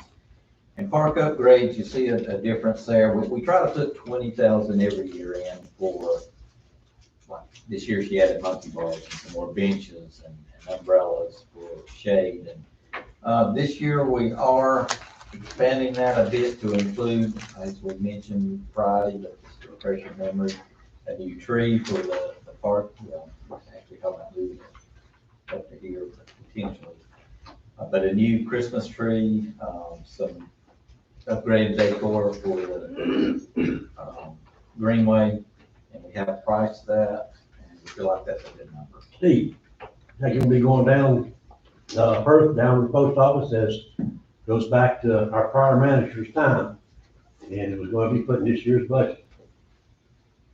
We can put it wherever. Well, you know, I just got a request, this probably goes back almost 2 years ago, and it just came right after budget time, but anyhow, long story short. Some folks living down on Perth, you know, down in that area, would like to see decorations, they started around West Avenue of the post office, coming in, you know, and then of course along here as well. And that goes along with what we, talked about at TVC, the, trash cans that the black wrought iron that we extended down Wagner Street with that, trying to keep that look. Right. So absolutely. The quote that I have on that for the tree, the 18-foot panel tree and the garland to wrap around, all the light posts going down, came to $10,000. So that leaves us, $10,000 to play with for, lit arches or whatever we want to do. And also to extend it down Wagner if we'd like to. Okay, question about the tree. That's a completely new tree, correct? Absolutely. Okay. All right, because I think I said something, or just in casual mentioning, we used to have one at the depot and down here at the So pavilion. the one that we had at the depot is what we moved down here. Okay, The one that we had, and we moved down here because we didn't have restrooms and we had complaints of people being out in traffic on 21, so we moved down here. Well, then we had it down here for 3 years, or since 16, so yeah, 16, 17, 4 years. And then once we moved down here, we had some feedback from citizens that we kind of lost the feel of having our tree on Main It's Street. not visible. Right. It's not visible. Right. And I get that. That's I right. understand what they were saying. So we talked about it as a staff and even with some council, I think collectively we talked about it, that the compromise is to move it back right here and maybe host our tree lighting at Town Hall. So we can open up our building here and let them use the restrooms here and maybe use our parking lot here as a safe compromise. We've got an 18-foot tree on the corner right here. Remember, we had a small one on the corner for a few years. It's right there where we put our banners. And an 18-foot one should be visible from 21 to give direction. Yeah. And our representative from Moscow Designs, who did our banners on our poles, he came out, quoted it, walked the perimeter with us, and he helped us with that. So we What? No, sorry. I have no problem with the new tree. It's just that I thought at one time we had at both places at the The one depot. that- Because I'm like you, there's a lot of people that said, well, it just doesn't seem right when there's not a tree in town. But Yeah. moving it to the corner, it would make. The small one that we had down there was like a 8-foot or something like that, and we do still have it. And we can leave it down, we can put it back up down there and have a small one in the park, and then have this 18-foot put back up here on the corner and meet both needs. And the company that we got the wreaths from, they aren't that really Moscow. old, are they? 5 years maybe? About 5 or 6 years maybe. Yeah, There's 2 companies, Carpenter and Moscow, and they're Okay. both out of Conover. yeah, I was thinking Claremont, Catawba one of- counties were, okay, so that is the same company? Yep. Okay, And he's great to work with. okay. That's something Steve or Emily. At our last council meeting, we discussed, looking into getting an intern to help Emily do some of the other projects that Emily can kind of concentrate on taking care of.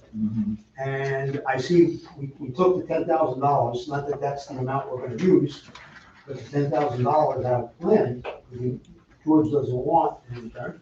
And the council at our last meeting kind of was unanimous to work with the new town manager to look into two interns, one for social media and one for Parks and Rec. So I'm wondering, because I'd like to see this going forward with the help for Emily, that do we need to put that in? With all due respect, Mr. Now, I think what your recommendation is absolutely a good idea. But kind of going back to the same message the mayor sent out earlier, absolutely can talk to staff and see how we can incorporate that in. It's not in their budget request now, but absolutely talk to them. And I think it's a great idea to utilize interns and as much as possible. But if that's something that can be shifted and I'll absolutely follow up with them both and give you a final report so that you all can decide collectively. But it kind of goes with what the mayor said earlier. At this point, it's kind of hard to ask them to say yay or nay, but absolutely we'll follow up with them and get that proposal to you and the recommendation. And I know it's kind of last minute, we just decided this on in the May council meeting, Yes, sir. but it was important enough for council to decide that they wanted to go in that direction. Yes, sir. Well, and again, just to be clear, I think, again, making recommendations to the staff, if those are things that you'd like to see. Again, we still have time to make changes to the budget. So before we vote on it, letting them know, I think is a great idea. Again, understand this is a budget.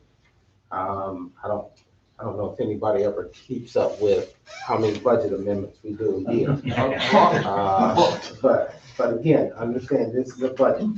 There will be budget amendments, okay? So it won't be your final product.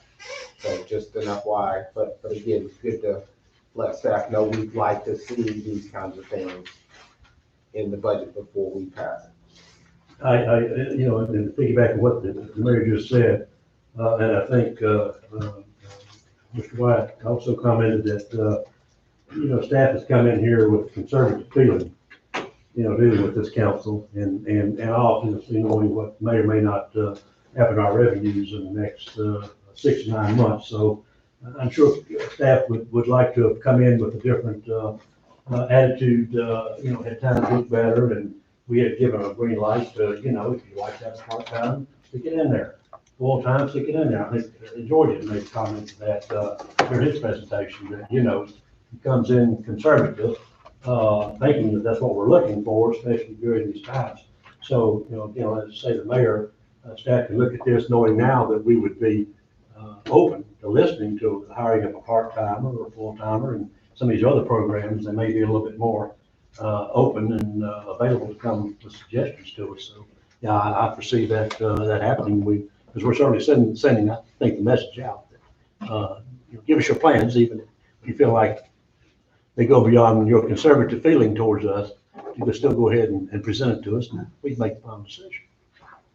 And if I may, not to impede the discussion on her specific line item budgets, but we do have a guest with us that was going to talk about a different thing, and I don't, he might want to hear all of these details about the budget, but do you all mind respectfully if we sidebar him? That way when his part's done, he can leave and we can get back to the budget part. Is that all right with you all? I would say, Emily, is that part of your Yes, because it's a budgeted item, I spoke with Mr. Freeman and T. Wilson, I spoke about it as well. Our parade, and Steve and I talked about it as well, the potential of with COVID-19 being hot item right now and staff needing some direction with town events and those kind of things, and where to put fireworks in our budget for this upcoming fiscal year, how to budget that, and also because we have some volunteers that support us with July 4th items. Chuck was kind of needing some direction as well, and in speaking with Steve on this, we were looking at where these would land in our budget. So I asked Chuck if he would join us today, but he wanted to seek council direction on the parade. So what we wanted to do with that this year, and since we hadn't gotten full council vote or full council direction on that, I wanted to let him talk to you guys on what your thoughts were on what he's going to present to you. So again, Emily, as Emily stated, she and I did discuss this a bit. I too thought it'd be great at this point, as we're doing kind of this budget conversation, to maybe have Chuck to talk about the parade and give some indication for staff on how we plan to handle this issue for this coming year. So, Chuck, do you want to share your thoughts? I would only say, at least at this point, we probably need to, probably don't need to go too far down the road, but at least hear Chuck out. And if we can provide some direction, between now and, I guess our next meeting, then that'll probably, give some indication of how we want to proceed going forward, so. So I'll preface it before you get started. The public statement that we put out is that we will not host, endorse, or sponsor any town events until August. So we've met as a parade committee and as staff, and we've talked about the challenges that brings as it poses a conflict for staff in making us look contradictory to our own statement that we've already publicly kind of put out in the Iredell Free News article. And as we've answered questions to community members and what that looks like. But we also know that we have events around July 4th that are important to our community, that are special to Troutman, and that could be important to, opening back up and those kind of things. So Chuck wanted to put that out there, but also wanted to say we've kind of publicly said that we weren't going to do anything until August either. So that was kind of where we stood. So I said, I'm going to just let council handle this one. So that's why he's going to talk to you guys. All right, well, thank you. We have met as a parade committee, and we have our date, but like you said, you were not wanting to do any activities for Troutman. Of course, since y'all annexed the fairgrounds, it's inside the city, so that would include the town. And as far as budget goes, we've always come under our budget, and I don't envy y'all either being an elected official also, just like you are. We don't have a budget from last year from the school board, and I don't have one for this year either, so keep going. At least y'all have somewhat of a budget. We don't know what we're doing, we're just operating and doing the best we can for the school system, but, Y'all got a lot more money than we got. well, the bad thing about it is you set your tax rate here and the county sets their tax rate. The school board, we have to hold our hands out. We're that poor little child that, the county commissioner set our rate for the state, and the state budget has not been approved in 2 years, so hang in there. I've been where y'all been and still doing it, so, but anyway, the parade, we talked about it a little bit, and a couple people said, let's just cancel it. Well, I know how when things get canceled, it's really hard to start them back. I don't think we have a problem here. I know this parade it means a lot to a lot of people. It really ties Troutman to making you what you are. And I've always said this too with our Troutman Terrifics and the board, y'all can be the Titans, I guess, and the staff will be the Terrifics, whatever you want to be. But without the board's help, that's one thing that makes this thing go. With all this pandemic stuff going on, you have a unique individual system here. I've worked with the city of Statesville, I've worked for the county, I've worked for the state, worked for federal government. The thing that works so good for Troutman is the fact that we meet and we talk. We never talk down to each other. We never talk above each other. We get along so well. And that's one of the things that's kept me here for my 16th year. And I'm 70 years old going down the road. So probably about 5 years, at least by 80, I want somebody else to take this parade over. I will stay as long as I can and do the best I can, but I was raised in Troutman and just giving you a little bit of that. Y'all do a good job. And it's a hard job. Your staff, they do an excellent job. I work with a lot of people. And we get along really good. And if you told us to put this parade on tomorrow, then we'd be here tonight, and Steve and Emily, and we'd probably bring Duck in too, and Angela, and the police chief, it's a new one for her. We'd make this thing work. But what I'm looking at, if we have to do it outside of June, July, we looked at a date in August, like on Saturday, August 15th, I believe, because we're gonna try to start school, when the governor says, on the 17th. And I thought, well, we could do this and still, because it's not called a July the 4th parade. It's called the Troutman Independence Day parade. So therefore, it's not really tied to July 4th. So it could be the Troutman Independence Day parade on that Saturday, if we're back open. And also a back to school bash for our kids. And I think we get all the kids, we'd have the bands back, we'd have a lot more to pull back, and then we're gonna need something to tie everybody together. I don't know what the board was doing, I don't know if y'all are zooming or who's watching this, I don't know. But I'm not trying to step on Statesville's toes, Morple's toes, Love Valley, harm anybody.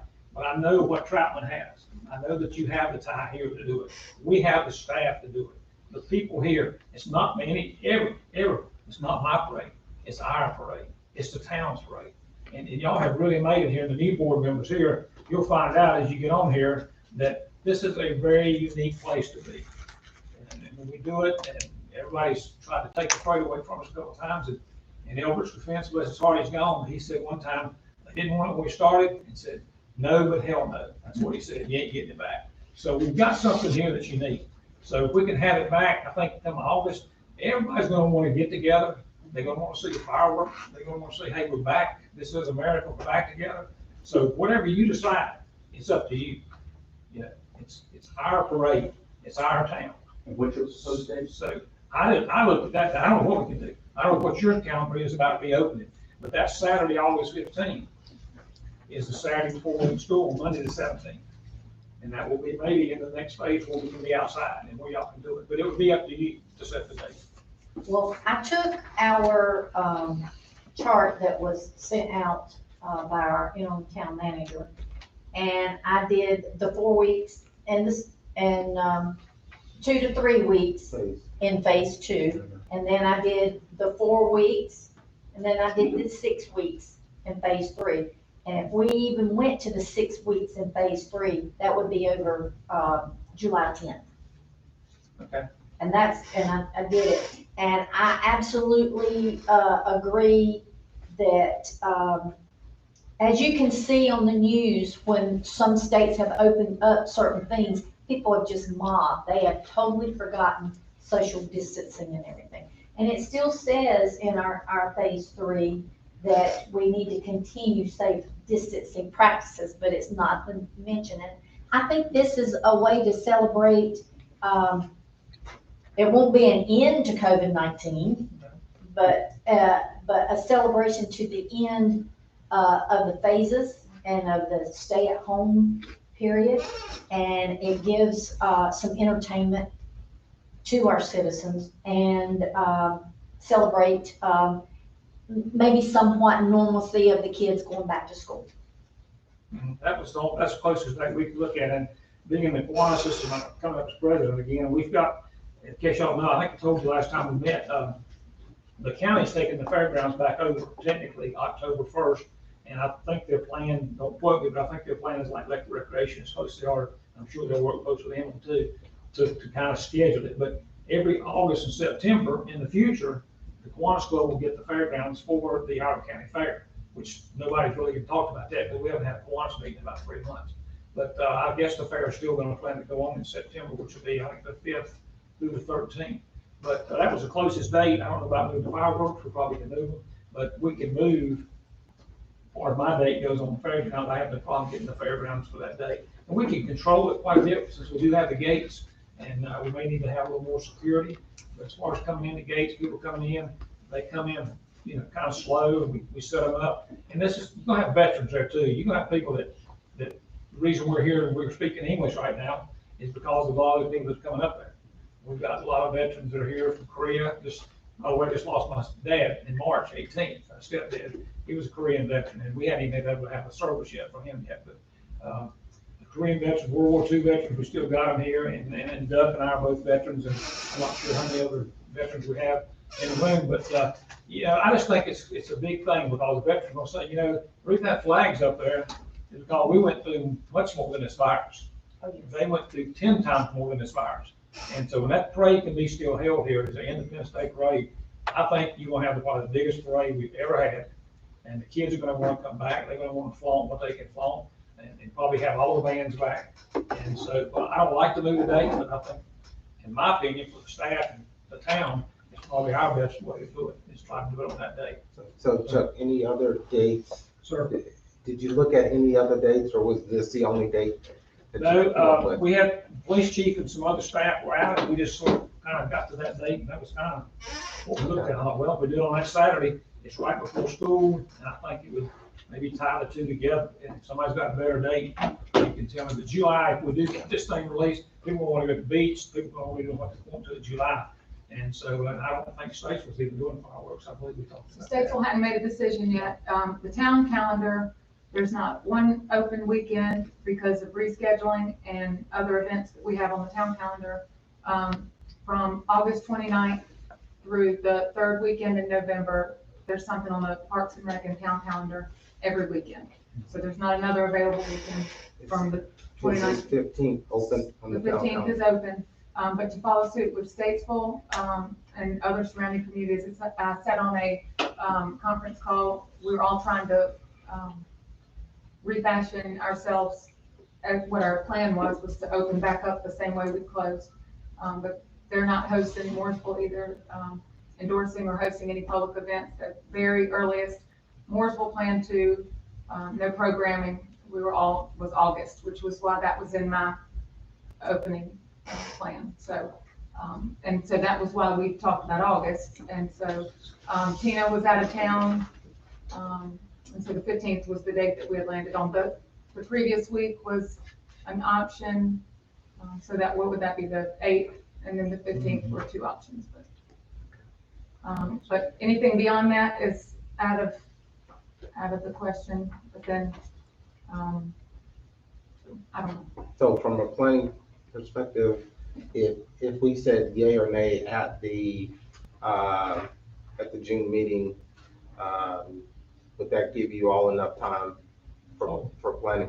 Okay. Yeah, our committee will meet, and like I said, I've already talked to our ham radio people and Tina's security, and we got everybody right here, so, like I said, you're fortunate everybody is close and we get along, and, you know, I don't think there's a problem, and we'll just send it out, but I'm telling you, I believe, and Tina's gonna have to be prepared, is I believe we'll have to pull in the sheriff's department, and especially the more probably good about coming to parades. Yeah. And I think that, we'll probably see the largest, Independence Day parade, and, we'll still call it that. I don't know if I'm gonna add back to school bags, and that. It's gonna be the Troutman Independence Day parade rescheduled because of, you know, use any words you want to, phase 1, phase 2, the governor, the president. I don't care, you got to say anything. I said, well, we're still gonna commit to bringing everybody back together. And I think that's a tribute to right here, to you 6 people. So, I always admire the enthusiasm. I mean, you know, and. well, I get to be 80 in there, Paul. Can you take this over from me? Really bring a lot of passion to this Yes, thing. And Yeah, I personally agree with you that it could be a huge event. I want to hear after today from staff and police department, how we can properly manage it under whatever guidelines are in place at the time. That's all. So from a staff perspective, I have a list of things that I think moving it, we need to be sure that we have, first of all, I need to make sure through DOT that we can get a 21 closure for that date. So since that's not our road, I need to make sure that we can get that road closed on that date. So I need to confirm that. I would also, I would like to say probably by August 1st, we would need to at least make sure that we have 50 entries to at least make it worth it. So if we don't have at least 50 people signed up by that date, I would say, so we can come up with a date that, but you don't know, the week before school goes back, people may have their mind on back to school shopping and getting supplies. And I mean, as a parent, that's kind of where my mind is. So, well, yeah, last time they go off on vacation, they haven't been able to vacate. So I would say by August 1st, if we don't have a certain number signed up and ready to be in the parade, so we'll pick a drop dead date and then a number of confirmed entries. And if we don't have it, then we won't have it. So we'll figure that out. We also need to confirm the date with the fairgrounds calendar and then make sure the ham radio group can be here. So I have a list of things that have to be a go ahead. If they're not, then. Need to verify fireworks too, if the guys We also need available. to confirm what we're gonna do with fireworks. So, and that was also another budget item that Steve and I figured, I proposed that we move them to New Year's as an option. So we can still, and Mayor and I also talked about that as well. That's not really something that you have to get out of your car and go through a gate or exchange money or really talk to anybody. You can roll up to a situation and sit in your car and stay with your family in your corner. There's no exchange. So we can leave it on June 27th. We could postpone it to New Year's and do something on New Year's. We've never done anything in New Year's in Troutman. That's an option. Or we can push it to August 15th. And it doesn't mess us up budget-wise because the following July 4th is on July 3rd, which will be in the next fiscal year. So we don't pay for 2 sets of fireworks in 1 budget year. So that works out really well if we do postpone it. So we also need to figure that out before we leave today as well. And isn't the fireworks budgeted in this current budget? It is. Right, since it would have been the end of You June. just wouldn't be spending it. Right. If we do postpone it or move it, can we possibly start to work on now a new group to, that volunteers / donation to help us? Because I don't personally like the way the town of Troutman was treated by Rotary. So that's a separate one. That's the fireworks, and you're referring to the Independence Festival. So the festival itself is canceled. Well, But yes, we kind of, certainly can. Can we start to work on getting a new organization to And I already volunteer? have, Eddie. To answer your question, I already have. I have another group lined up. Thank you. I'm on. So just a couple of things. One is, again, not to try to give direction to staff. Again, I'd like to have staff give us the recommendations, and then we can try to act on those. Again, fireworks are in our budget. Again, it's a budget. It can be amended. If we needed to do 2 sets of fireworks, I think we could, okay? So, we had $10,000 in the interns that we didn't use in 1 budget. Again, there's a possibility to use funds where we need them. So, again, but, again, I appreciate Emily wanting to bring this to our attention. It needs to be on our radar as we go into this budget cycle. Again, for that particular purpose, things like, staffing, things like fireworks, how do we want to handle that? So I'll continue to look to her and her team and again, I appreciate Chuck coming in to give us a sense of, moving that date. So the full, I guess the full parade won't be in this budgeted year, but again, think about the fireworks. We can talk about that at our June meeting and make a final decision there, or do you need We it now? cannot wait. He needs an Okay. answer by June 1st. All right, so you need that one now. And I need the parade now too, because that has to go out in this week's newsletter, has to be compiled, so it has to go out in this month's water bill, this Okay, upcoming water bill. So that's why we kind of needed an answer. Who is he, you say he needs to know? Jeff Hill, the fireworks. Okay. okay. I'd like to propose, we can talk about a motion later in a few minutes, but I'd like to propose that we, officially cancel fireworks for the 27th of June and push those funds for those fireworks into the new fiscal year, which would give us 2 opportunities to do fireworks in the next fiscal year. If we choose to do it on the 15th of August, good, or we can delay until Christmas, or New Year's, pardon me, and then have a 4th of July traditional parade with fireworks in the next year, 2021. So do 2 fireworks, the 15th and Right, New Year's. if you could do a budget amendment to push that funding over into the new fiscal year. It would really just amount to increasing this year's budget. What's in there next year, for the current year, this would be unexpended and would roll into fund balance. So Whatever that's your bet. So other council member thoughts? I like your idea too.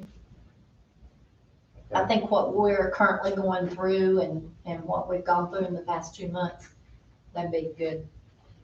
I'm in favor also of 2 fireworks and having And one the in parade. August and the one on Yeah. New Year's Eve. I think it'd be great for our community. I support it. I think moving the parade to that point shows that we're ready to get back. Maybe you can get it on national TV. Our new social media intern will work very hard on it. Mr. Hinkle, thoughts? Okay, so I heard 2 things from me, but so that I'm clear, I heard we're good for 2 fireworks, okay? What I'm not clear on is when those 2 fireworks are. So my offer was fireworks still on, June, 30th, 29th, 27. 27th, one of those dates, in June, just before 4th of July, just to allow folks to still have something on the 4th. I think Mr. Bryant's offer is nothing on July 4th, doing it on the 15th only, and or if it doesn't happen on the 15th, the parade doesn't, then those would go to New Year's. Okay, I have a question since you put it that way. I just want to be clear, so we're all on the same page. Right. In the past, even when there's not been a festival and we've done the parade, Independence Parade and the fireworks, the fairgrounds has been open, so people could come in and view the fireworks. So are we gonna keep that closed so people will have to stay in their vehicles? So that We talked about on committee, we didn't decide until y'all decided about moving, whatever. But we'll, like I said, fairgrounds will still be on the Kiwanis, and we would probably, if you wanted to, and feel open, yes, because we talked about maybe some music, but the cars would all have to stay outside. But now with this distancing and not having an event like that, we probably would want anybody inside, because you're not having any outside events with people together, so that we Okay. probably could not do So that. if we kept it on June the 27th, Just for the the fireworks. fairgrounds would be closed? Yes. Okay, all you right. have to stay separated in your vehicle wherever you like. Right. Yeah, there's plenty, yeah. But we also endorsed not having any events endorsed by us, the town of Troutman, That's until August true, the Eddie. 1st. That's true. So I propose us following that guidelines and not, because we can't, honestly, it's an impossible thing, not impossible, okay? It's gonna be very hard to police, okay? Where are people going? We discussed this one night at one of our meetings. They're gonna park in the Food Line parking lot, the Goodwill, But they're you know. gonna do that anyway. Yeah. That's, yeah. It's gonna be a logistical nightmare for the chief and her policemen. It's probably unpopular too, and it'd be kind of disorienting for them, because like, well, you're doing the fireworks in June, you're not supposed to do anything in June, you're trying to do the parade in August. Right. So it's probably better to keep them coinciding together, to say, we're having an Independence Day parade, because of town, there's no activities, June and July, we'll celebrate the 4th, we'll celebrate Independence Day, we'll all do it on the 15th, and then we'll have our fireworks. All right, So that so way, we the could offer open the is move fairgrounds. everything to the 15th. If that doesn't happen, fireworks will move to New Year's. So I'd like to propose having both. Yes. Yeah, I'd like to have both. I'm a two guy too. I'm quite interested in Emily's comment about, doing something for New Year's, and I agree. That's one more event, put us on the map. Okay, so that I'm clear on that, what I thought I heard was that there's a couple of triggers for August 15th. And August 15th may or may not happen. Okay, so that we're consistent, if the parade doesn't happen on the 15th, it sounds like folks still want to do fireworks on the 15th. I I'd would have to be, think on that one. I'm not sure. If we don't have a parade, we won't have fireworks. Then we're back to one fireworks on New Year's. If there's no parade on the If 15th there's no parade on the or 15th, the 27th of June. well, No, there is no parade. we already sent that one was out. Yes, sir. August, doesn't happen, December 31. so when you speak to the fireworks guy, because you have to let him know something by June 1st, do you have to be pretty definite with August, or, I haven't mentioned August to him yet. okay, so you're not sure if he's available? Don't even know, because August didn't become a thing until Wednesday of this past week. Okay, We'll check with him to see if he's available for this. So if he's available and August is a thing for him and he can do it, we're scheduled for 2 sets of fireworks. And if the parade committee can pull it together, we have enough entries, so on and so forth. If August 15th happens, we will do fireworks, and if he can make it work. Folks agree that we could move forward with August 15th. I just need a nod, but I don't think we necessarily need a motion for that. So you have direction on that. The other direction is, what is different than what I think we talked about also is, now you also have another event, which is New Year's. You want a parade for that too? So we'll have the Christmas parade, and then we'll have a New Year's parade as well. I just want to know, I just want to keep my unofficial staff that you pay, that I get to help with. If we want another parade, I just We want to get as much out of you before you turn 80 as possible. The parade, will go to the fireworks. Exclusively on fireworks. We talked about moving it to the 15th in conjunction with the parade on the 15th. Yes, sir. Yes. An independent parade. If that doesn't happen, the fireworks can be moved to December 31st. Then there will be one other budgeted amount for fireworks in late or mid-year 2021. That's in the budget for next year already. Then we hope everything be ready for next year to have it. in June. That's right. On Just as a point of Independence Day. clarification, no, sir, the fireworks for Independence Day in 2021 will be in the next year's budget. Right. So Does that fall if in December? it does not happen in August, then that would be an event that don't happen, and those funds would return to general budget unless you all decided to come up with another reason or venue to have fireworks other than New Year's Eve that you also said you would like to have fireworks. So it sounded like that was your thought, Ms. Bryant, Yeah, that you would have a spring fireworks show? a spring fireworks show? Yeah, is that what you were asking? We meet for the next parade. No, No. I'm Trying to get, I'm looking at the calendar to see where the parade would fall in 2021 for. July July 3rd. July 1st, so it would be. July 3rd. July 3rd. Oh, okay, like maybe Wednesday night. Emily, No, it's a Saturday. I have a question. Your deadline Yes, it for the is. parade is what? Well, August first. That's, Well, then we would have Is- twice the budget for 2021. that's where I'm going. that's right. We're on the same page. Is that gonna be enough, it's not gonna be enough time for Jeff to get his fireworks together? I proposed a while ago we do two. If we have the parade on the 15th of August, we do the fireworks, that's one. Whether that happens or not, we also, and/or have fireworks on December 31st of this year. And I wholeheartedly agree with So that. that's, just, again, I don't Unless know. the world falls apart. So that's a budgeted item that we're asking staff to provide for us, is two fireworks for 2020 and 2021. Yes. The new fiscal year. Steve's following me, I think. Right, because he All right. said ones are in And we're there. taking the budgeted item for 2019, 2020, and we're rolling that into the budget also of 2020, 2021, in order to do the August 15th. Is everybody? I'm with you. I don't know that August 15th fireworks, the deadline that I need for the parade would be like, August 1st. But he needs about 3 weeks in order to stuff, he has to hand stuff the fireworks. He needs about 3 weeks. I don't know how to make those two deadlines correspond. You don't, Kim, understand? Yeah, and if he prepares the fireworks And then we. and he's ready to go and and we miss- cancel it, Yeah. I don't know if we're out money, I don't know. So, again, so to me, that's between you all and the parade committee, right?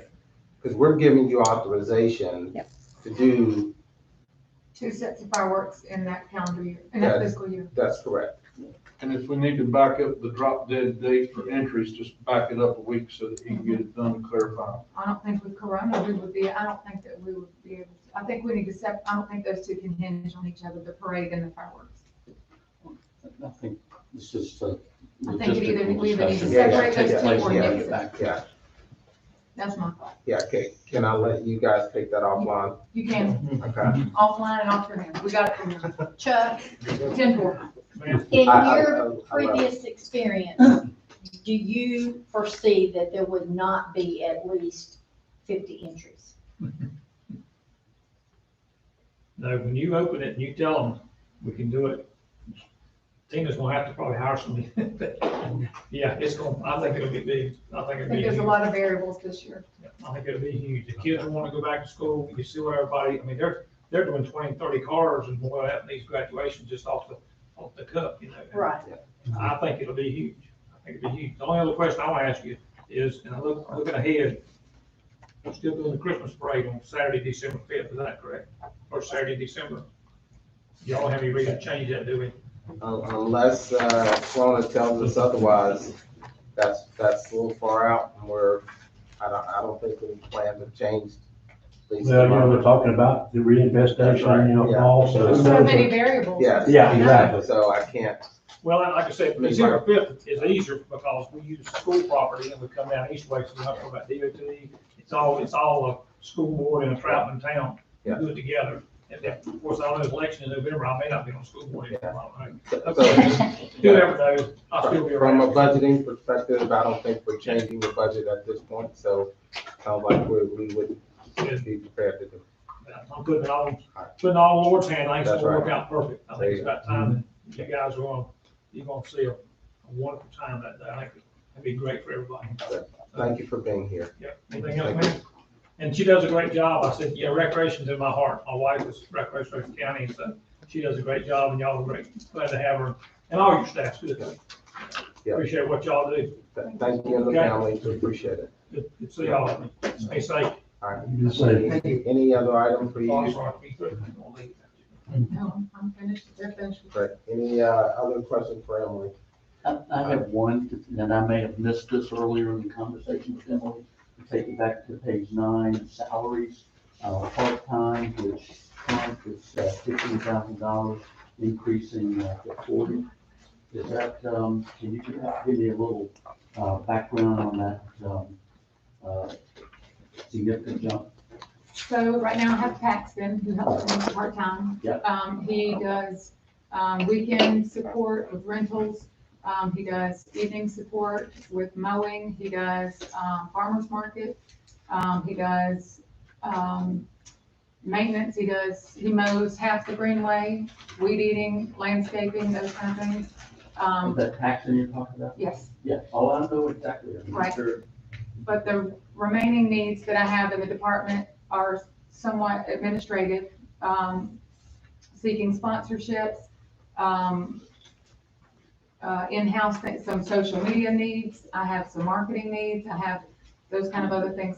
But also adding an additional amenity this year, adding the ball fields, there's gonna be some, scheduling things, that's gonna be a game changer with adding the ball fields and the splash pad and those kind of things, that'd be huge. All right, so this is So- 2 additional part-time? No, this was, some flexibility for me to see if I'm gonna need Paxton more, or if I'm gonna need, some administrative support.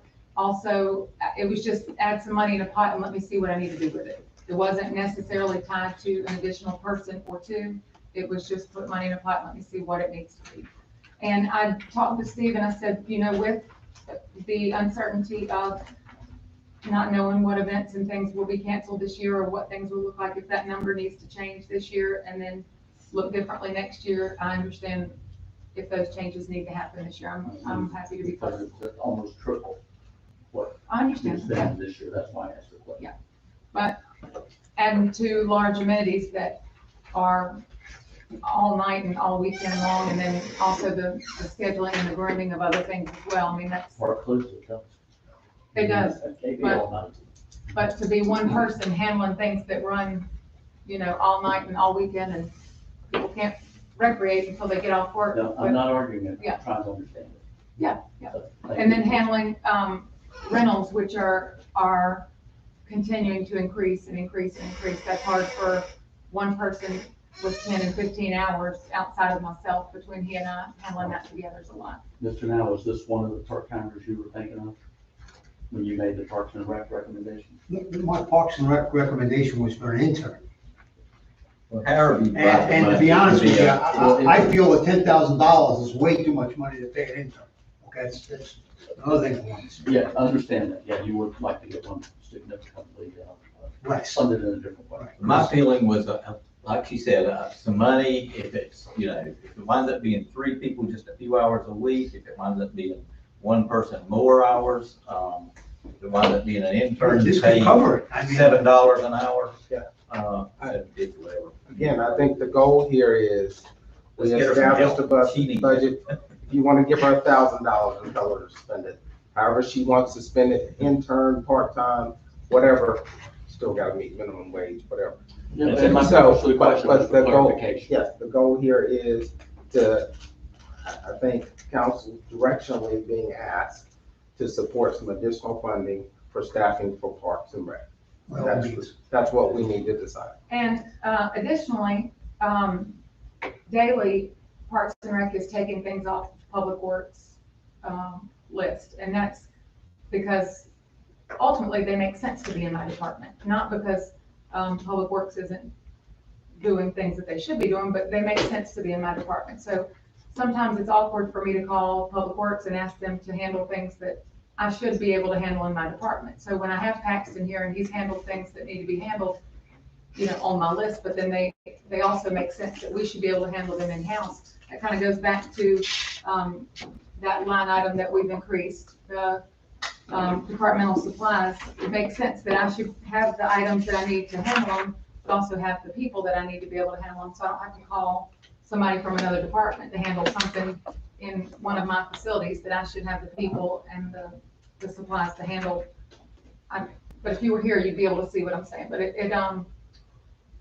so if like Paxton handling half the Greenway by himself, is kind of like, we're just kind of set up awkwardly here. So he's handling things for Public Works, but also Public Works has been handling things for me that I should be able to handle. So My question was for clarification, not for you to, So while it is You've done that, triple, thank yeah, you. so while it is triple what I've had, it's still nowhere near the appropriate, what is needed for the department. So like Steve said, it's like, we're awkwardly balanced here in some ways, so. All right, any other questions for Emily? I just want to see if my raise was on there. I see this, thank y'all. Yeah, absolutely. What was that on here, Chuck? Do what? I just want to make sure my raise been her budget. Oh, yeah, Appreciate that. double what it was last year. Thank you, sir. I appreciate it. Just point of clarification, since this will, turn out to be an official budget when we adopt it, should her title not be manager as opposed to coordinator? It's actually director in the personnel. Okay, and director then. Yeah. I'd like it to reflect, the property, just make everything efficient. And this one point, but doing budgets in the past, and I know this when the recreation department started new, it's like, well, what are you doing? But the recreation will bring you more benefits than you'll probably ever see in a budget. I mean, it will bring you back more in the long run. Trust me, I've seen what the county's done. So what she's doing is not necessarily her, but she's doing her department. You will see recreation bring you back tenfold of what you spend. All right, thank you. Thank y'all, appreciate it. Thank you, Chuck. After everyone, I will I look remind forward to you. seeing all of you at the parade. We are. Well, you know I'll be there. I know you will be, Sally. My horse. Horse and all, yeah. I just want to remind folks, we are now 2 hours, a little over 2. a little over 2 hours, 2 departments. And at this pace, you might want to call for dinner. Otherwise, this is not going to go according I to think plan. some of them are just gonna be sail right through, but I would maybe suggest we go ahead and get FEMA. Yeah. I would also, yes. Because I think that's gonna be one that maybe helps us. Your permission, I'll go get her. Yes, please.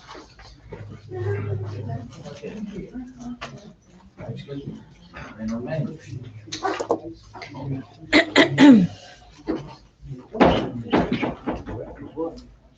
Parks and Rec. It's just director. Director of Parks and Recreation. Okay, I thought she said something else. She said director. Director.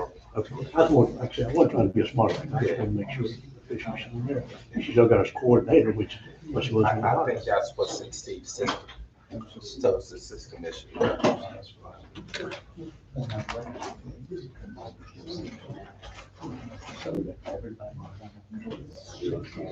it's still. Yes, it's still. Yeah.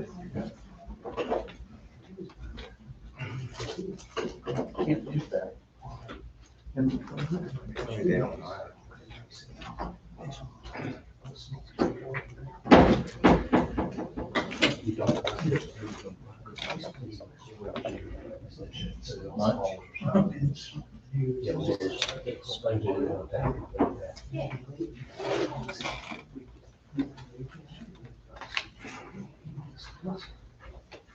That's a hot seat. All right, let's get back together. Welcome, Chief Fleming. We are,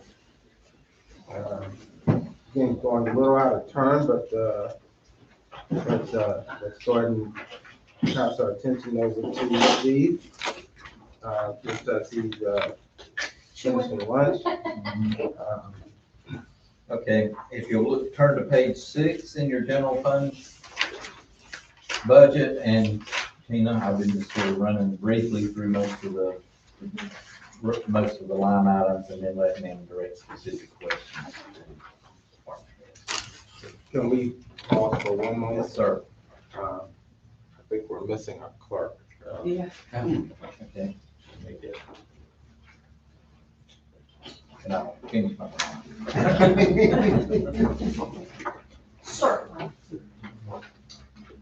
She's trying to help you. Absolutely. That's why there was a pause. Okay. I know when there are things that are needed, and things that are just maybe wanted.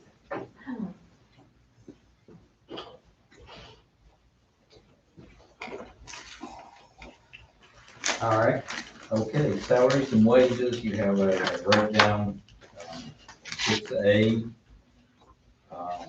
They are basically the current positions, 2.5% increase.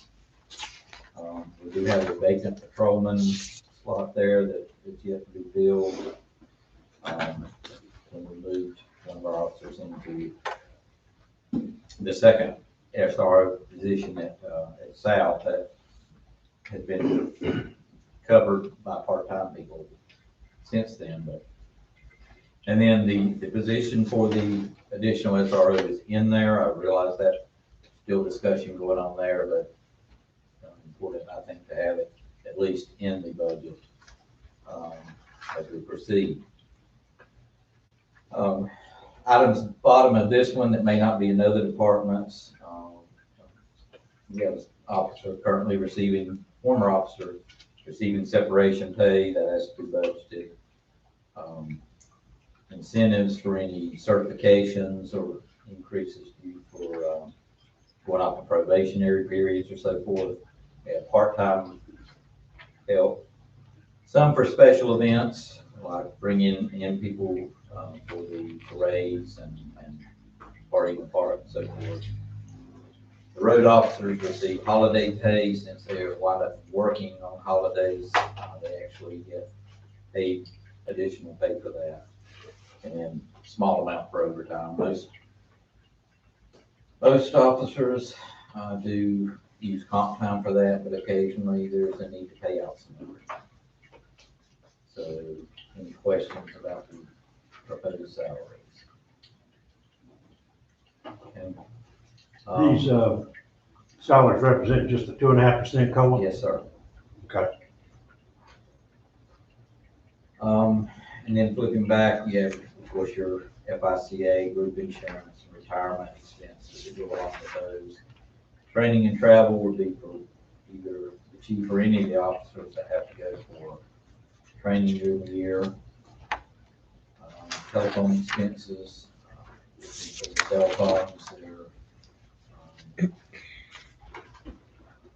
and a portion of the town's phone system, as well as their own fax line. They have a separate fax line. Postage expense, a small amount of mail off evidence or anything that they have to mail specifically for themselves. maintenance and repair of equipment, any light bars or, I know the radars have to be certified every year, that's covered by that. Maintenance, repair of vehicles. A lot of that is done now by the public works, but we still have to buy the parts, except for oil and everything.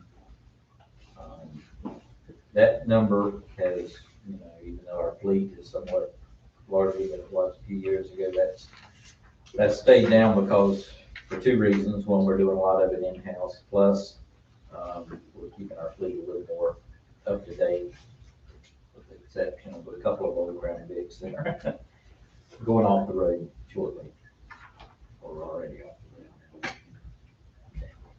road. IT expense, that is both contract to the, with ESP services, that's our IT. It also covers their mobile hotspots for their cars. It covers their, some of their contracts on IT. K-9 expense, I'm gonna probably bounce over to Tina. We are, you wanna talk about that, or you wanna skip it and come back to it? Whatever. Y'all want The two items would be. Yeah, you see a large to. increase. Yeah. Well, actually what had happened, we had an opportunity to receive a second K-9. Two different places, actually. One was at a reduced rate and the other one was a donation. So the one at the reduced rate, unfortunately, we were not able to get that one. Fayetteville PD got that one. I didn't move quick enough, I don't reckon. But the other one that is in the process, we have one of our part-time officers that used to be a full-time K-9 handler. He does some training and he's been talking to some individuals and they're like, hey, we like to purchase a dog and donate it to your department. I said, oh yeah, that sounds great. So the increase here, if that does come to fruition, that we do get a K-9 donated to us, this would cover the maintenance and care of that second K-9 in addition to the current one that we already have.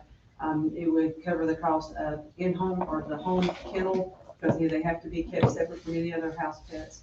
And it would also cover training and the in-car kennel. So that's why we have an increase there. Would the training be for the K-9 itself and the officer? Yes. Okay. To get them certified, and then the membership for that certification, that would be in there too. Okay, well, that's what when I was going through it, I put another K-9 question marks, because I figured that's what it was gonna be. You all remember we did used to have to. Right. And this we get one like on each. Yeah, it had on both rotations. One of the issues that we're having is with one, that rotation gets the benefit from it. And actually, that shift of that rotation is the benefit. And I don't think that that's feasible. So we're looking, once we get this last person, the vacant position filled and get him trained, I'm looking to, not replace, but move that K-9 handler to where more shifts, more officers will have an opportunity to utilize that K-9. The other thing that would come along with that is, probably in the last, and I didn't look at the numbers, but in the last couple of months, we've had to contact other agencies for their K-9s to come out and help us out. The Sheriff's Department's come and helped us, Marshall PD has come and helped us, and I think that, we've had them in the past, and if we're using them like that, then I think it'd be beneficial for us to have our own for both rotations, and all 4 shifts can benefit from the animal. So today we have one, and from a budgeting perspective, again, are we, the caging in the vehicle, is that new or? Yeah, we have to purchase a new kennel for a patrol car, and that's, what was that, 3,000 approximate for that kennel, and that would just be that one-time expense. A lot of this is an upfront one-time expense for the dog, for the training, for the kennel at the home.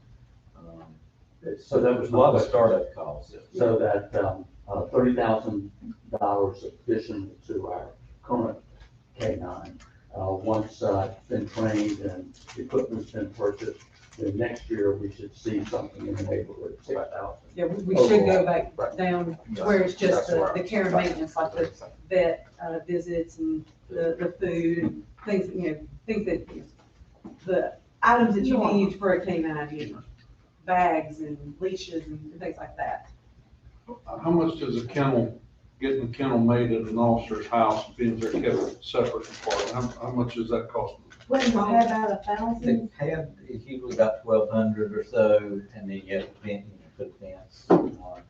It usually winds up a total of about $2,500, maybe $3,000. That being said, a lot of agencies throughout the state are now requiring a commitment from the officer to be beneficial to the town, that if you're not going to follow through with your obligation to be a canine officer, that you reimburse the town or the county governments the cost for that. Looking at how many canines we have had in the past, I think we switch canines almost as frequent as we switch patrol cars amongst the officers. Do we have anything or considered anything like that going forward? I hadn't really thought about that, not at this time, but it'd be something you could definitely take into advisement. We have built a lot of kennels over the years. Yeah, I mean, that's a legitimate question. I just, And I was, and I actually have an officer who I've spoken to, and he is very interested in taking on that position if this happens. We're still looking to see if those individuals are willing to purchase the canine and donate it to us. I was just curious, so we had two before. We should have had two in-vehicle. Yeah, they would not fit the current vehicles. Okay. I think that was, we were using sedans. Yeah, But just about every time you change vehicles, they seldom fit and a actually, different vehicle. we don't even have a second vehicle that's equipped with Not now. a canine kennel. Okay, so that one's gone. Yeah, we only have one, and that's the one that Officer Scott has for JP. Is it a specific type of vehicle that's mandated or required for K-9? And they have kennels for the different Sedans or vehicles. SUVs? Mhm. So a canine unit dog could run in a patrol car, not an SUV or a Yes, van. and they have before. Right. The SUV gives you the more space, more room for the canine, the kennel's a little larger, and then it also gives you the room in the back for the extra equipment, But there's water no bowl and, North Carolina police law that states that it's gotta be an SUV. not that I'm aware of. We've had them in ground width. Right. That's where I see it. Yes. Yeah, okay. Yes, ma'am. My question was, we currently have an officer who used to be a canine officer with the sheriff's department, and he's already had the training and everything. Is he not interested, or is he somewhat interested if we do get another one? And may I throw out names? Are you talking about Sharp? Yes. Okay. Actually, his training was a different type. It wasn't an all-purpose patrol dog. Oh, okay. So he would still have to go through the training. Well, he already has the kennel though. He has a kennel. Well, he built that new house. Does he have one in his new house? Oh, I don't know about that now. I didn't know he built a new house. That's just the thought. I was just trying to help No, keep no, the costs down. I appreciate it. All right, we'll keep, it's in there, so we'll have to talk about that. Go ahead. Okay. Ready to move on down. Automotive supplies, gas and tires for the vehicles. And you never know what gas is gonna do, but, right now it's low, but eaching back up, could go through the roof, could fall out the bottom again, so that's a guesstimate. Office supplies, something yourself, explanatory, departmental supplies, all kind of police stuff they use, ammunition and handcuffs and that sort of thing, but, that's a fairly, and sometimes, replacing a handheld or a microphone or something comes out of there, so a couple of years ago, we had a large, I think some computers were bought out of there, so that one kind of fluctuates, but it's usually depends on sometimes the grant funds involved. That includes the Kevlar vest stuff. But Yes. that also has to take my pen, so we need to keep that in there. Yeah. Is that the same place as radios, or is that in capital equipment? In this case, there are some, in capital equipment, we have the handheld radios, because they're, kind of an upgrade there. Uniforms, is outfitting, and replacement of, outfitting new officer, replacing stuff as it wears out. Contracted services, there is a breakdown on, if you turn the page. Is that clock? Hmm? Is that the clock scanner? In there. Part of it. That's fucking it up. Yeah. 6C, they have a records management system. I don't know what ROCLC is, or ECI, or NDT. Those things have been going on for a long time. But down at the bottom, you do have clock, as the license plate reader. I guess that's the continuing contract on. And I wanted to kind of give y'all an update from Thursday's meeting.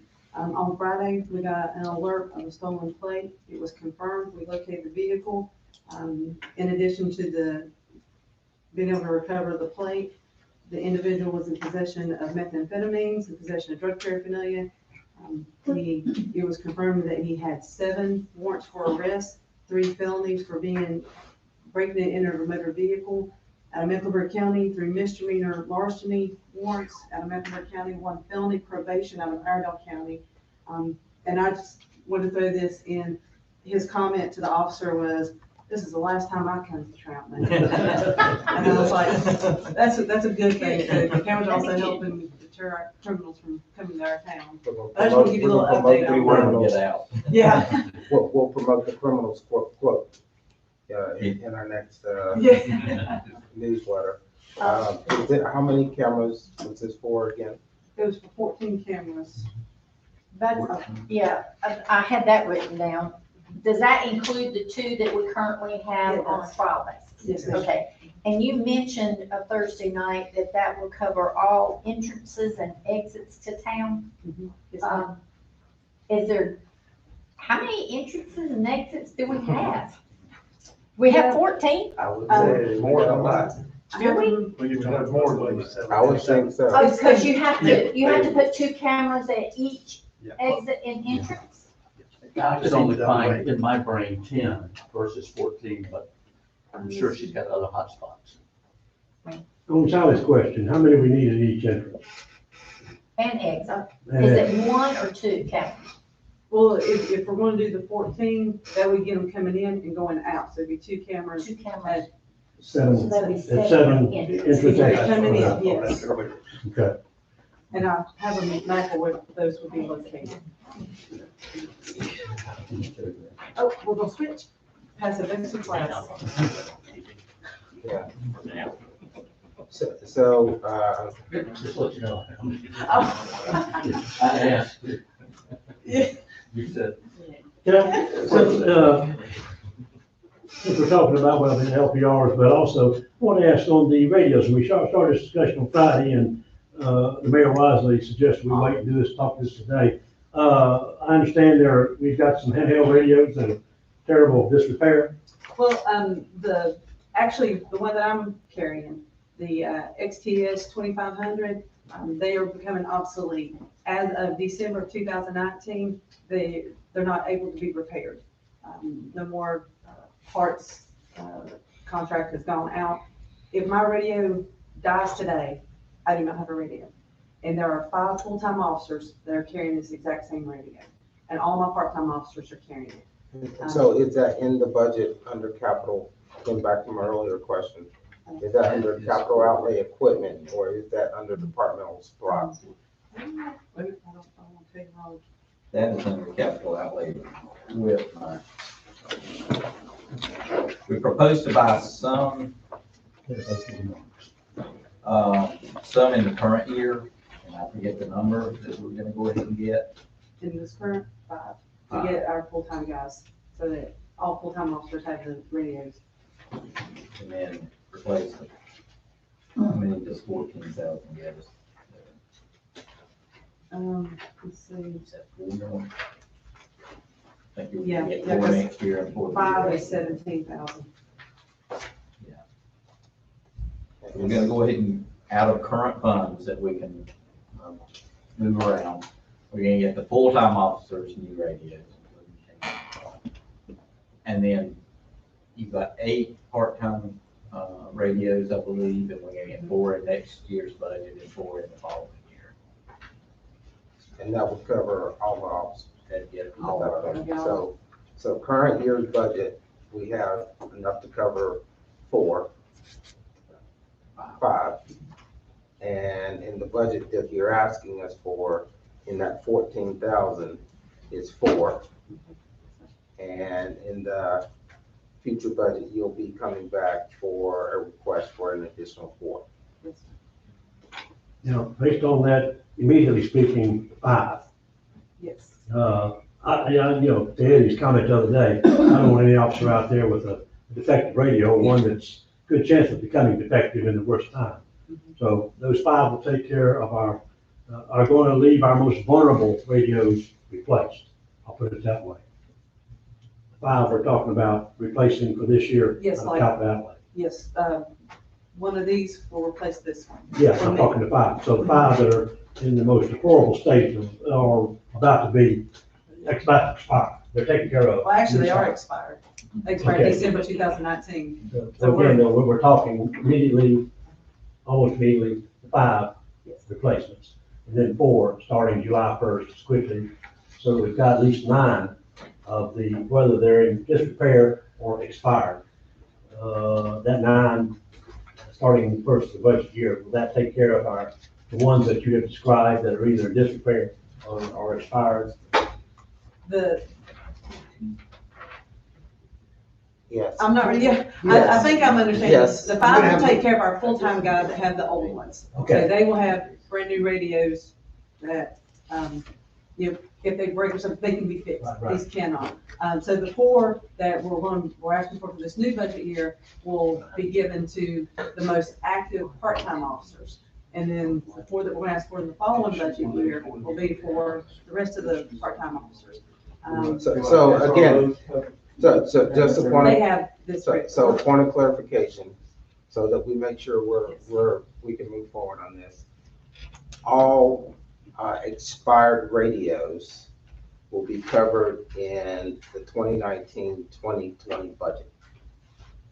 No, Okay, just so for the that- full-time. That's the question. Yeah, that's the question. I mean, I'm sorry. right, this conversation started off, we had some radios that were about to fall apart. I think you mentioned, or somebody mentioned one officer who had, the thing almost fell apart on him one day or something. This is what I heard. And again, and I understand, about the expiration coming up as well. And my most deepest concern was that immediately replace those that are in disrepair. Okay, not expired, they're expired, but they're still working, optimum, or as best as possible. Those are my next concern. But the ones that are in disrepair, vulnerable, at any time could leave that officer that has such a radio, vulnerable, to a situation. Those are the ones that are being replaced out of that 5 this year. Yes. That's my concern. I understand the numbers and the budget years. I just want to make sure that no officer out there is vulnerable with a defective or an expired radio that needs to be repaired and hasn't been because, it's working fine, but still it's expired long enough that it's way beyond repair of some sort, maintenance. And again, could be defective at any moment. This is my concern. I'm not clear as it should be, but that's my concern. I agree 100%. I mean, the worst thing in the world is you're out on a call somewhere and you're calling in e-com and it's not getting out. Right. And nobody knows Right. where you're at. And that's where I'm coming from. I just want to make sure those radios that perform like that, very vulnerable, they're replaced obviously first, and if that's hopefully taken care of with the budget you have now to do so, and that if there are any extra after that, they're taken care of in the 2021 budget. So you could that comes out. All right, Mr. Freeman? I suggest that if you all don't have a problem with this, we need to take care of them, if not now, in the next year's budget. We're talking 2 years down for another 4, 5. It's already expired in 2019 with these radios. They're gonna be 2 more years down the road and for another $14,000. Why can't we just wipe the problem out within the next 6 months or so? This budget and the next budget. And if you don't have any concerns with that, direct staff, let us some of that stuff we could talk about. Where we can get the money is the ETJ 35,000, maybe there's something moved there. So unless there's a concern with that, it's. Well, even its own budget, okay? I'm not saying we could get all $14,000 for total all new radios, but we could pick this kind of apart to get some help. Can I add, I'm sorry. Oh, I didn't mean to. And talking with Jim just briefly and a couple councils since Friday about this particular topic, and Tina and I Chief Fleming and I had actually spoke with some other law enforcement officials a few weeks ago. I agree with everything she said and you all have said in respect to the radios and needing the equipment. Unfortunately, all equipment's not gonna work all the time, even if it's brand new. Mm-hmm. However, that is something that needs to be addressed, and by all means, whether there's other opportunities of getting it, if this is the immediate need, and even though you all budget, let us go forward and try to find a situation that gets all of them online at the same time, and or at least have a rotation process in place. Just like these radios are similar to computers, and that the technology today, 2 years from now, this is a brick. It's not good. And the radios are very much like that with how much they are gaining technology and what all they will do. And she can explain that with her officers better than I can, but absolutely it's something that needs to be going forward and correcting all of them instead of just basics. Yeah. So I go back to my point. Staff is asking for 14, okay? If that's what staff is asking us for, that's what we're charged with considering. Now, we can consider less, or you could ask them to put in more. But the mechanics of it, I would want to leave to the experts and the staff to deal with that, if folks are okay with that. I thought I heard, when you asked the question, that there are still funds in the 2019-20 budget for radios, and we should spend that, before the end of the fiscal year, and then continue the budgeting for replacements next year. Is that what you said? And it's imperative that we get them sooner than later, for the simple fact that what we're going to upgrade to is APX 4000. Those will be phased out in 2025, 2026, somewhere along that way. Just like this got phased out in 2019. So, if we wait 3 years to buy, spend full price for a radio, and then, in 2 years, it's just like this, it's become obsolete. So we spent that money on something that we're only gonna get a couple years work out of. So, we figured that this was probably the most financially stable way to do it and get it quickly so that we can utilize them for a longer period of time, basically get our money's worth. Well, to yours and Mr. White's comments, I agree. If you can bring them out all of them at one time, that's ideal. If not, as close as possible, and that's what I'm hearing. You'll take the funds you have now, move forward, getting your 5 radios, and then in next year's budget, the remainders will be replaced so that within months, they've been located out. And Jim and I just spoke, just like the mayor said, and you all said, even though there's money in this year's budget, and if that's the plan going forward, we can sit down and talk, but you can still encumber those funds for this year's budget and then place an order for next year's budget and next year's, and it still all come in at the same time. But it's absolutely accomplishes what everybody's saying. Right. All right, thank you. I would just like to say, I totally agree that we need those, but in the future, maybe there's some grants out there that you can apply for to help cover these expenses too.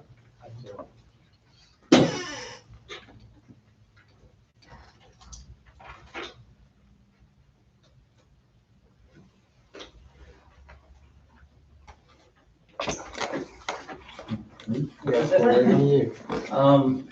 Well, let's see, we got down to the investigative funds, I believe, which is basically funds for that work, purchases of illegal substances there, or whatever.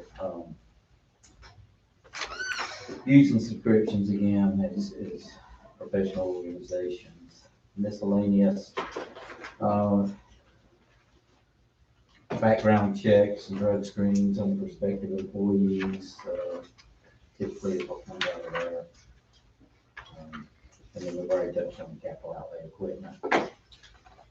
Off of this page, but if you flip back briefly to page, where is it? Oh, it's actually another tab in the other, other general fund, and on page 10, we do propose three additional vehicles, replacement vehicles. So I was just be three of the utility type SUVs we've been purchasing, whether it's one of those or. But this is for three. This is for three. Steve, Yes, sir. you may not be able to answer this question, but the SUV Durango vehicles compared to I'm gonna say, North Carolina Highway Patrol, I'm not saying beefed up exactly like that. But what's the difference between an SUV price and a patrol car? The SUVs are, what, about 7,000 more or so? I can't say exact. I mean, and all these are four-wheel drive, All-wheel drive. I mean, they're the police package with the heavy-duty suspension and brakes and everything. We've been moving towards the SUVs. There's more room for equipment, more room for all the stuff they have to carry. It's hard to get into some of the smaller, they don't make the Crown Vic anymore, obviously, and the replacement cars are a little smaller. Replacement sedans, I believe, are a little smaller than the old Crown Vics, and it's hard to get in and out of them. Contributes to the back problems.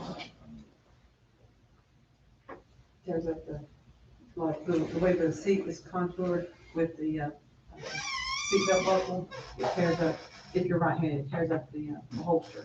And then we'll have to replace holster. I mean, it's little things like that. It is a lot more compact, and SUVs gives them a little more room. If you gotta be in the car for 12 hours, we like to make it fairly comfortable for them, so they are ready to act when they need to. Well, $7,000 or possibly even more, times three. I think that's a rough guess, sure. 7 on maybe the lower. Steve, so the three you're talking about here, these are total replacements. We sell three, we get 3 new. Is that what you're saying? Well, if we add an SRO, they would probably get one of what would have been sold. They'd probably get, one of the older vehicles will be put in it, and it would probably sell 2. I don't know what would come out of rotation, but. So one of the things I know that we generally ask during this process, so maybe before then, is to get an updated list of what vehicles are out there and kind of, and it's probably been a couple of years since we had that kind of replacement schedule, but what that replacement schedule looks like. And where they're currently signed. Right. And Where they're assigned. I think it's a fair question for council to have some kind of a rotating schedule with most of our expensive equipment. A couple issues that happens with patrol vehicles or any other vehicle for that matter, you never know when the deer is going to jump out, like what happened this past year a couple times. Also, you never know when you're going to get those vehicles that's just simply not, just like all the vehicles that we buy. They are simply not cutting it. And just like council has discussed in previous years, we take the maintenance records and logs and see what the expense is of what we're putting into that vehicle, to determine what should be rotated out, and if it's time. And this year being one of those prime examples that you all have already discussed, even though it's in the budget in there, that if you all approve it, to get 3 patrol vehicles. But looking at the rest of that information, I'm sure that absolutely 1, 2, or maybe all 3, absolutely.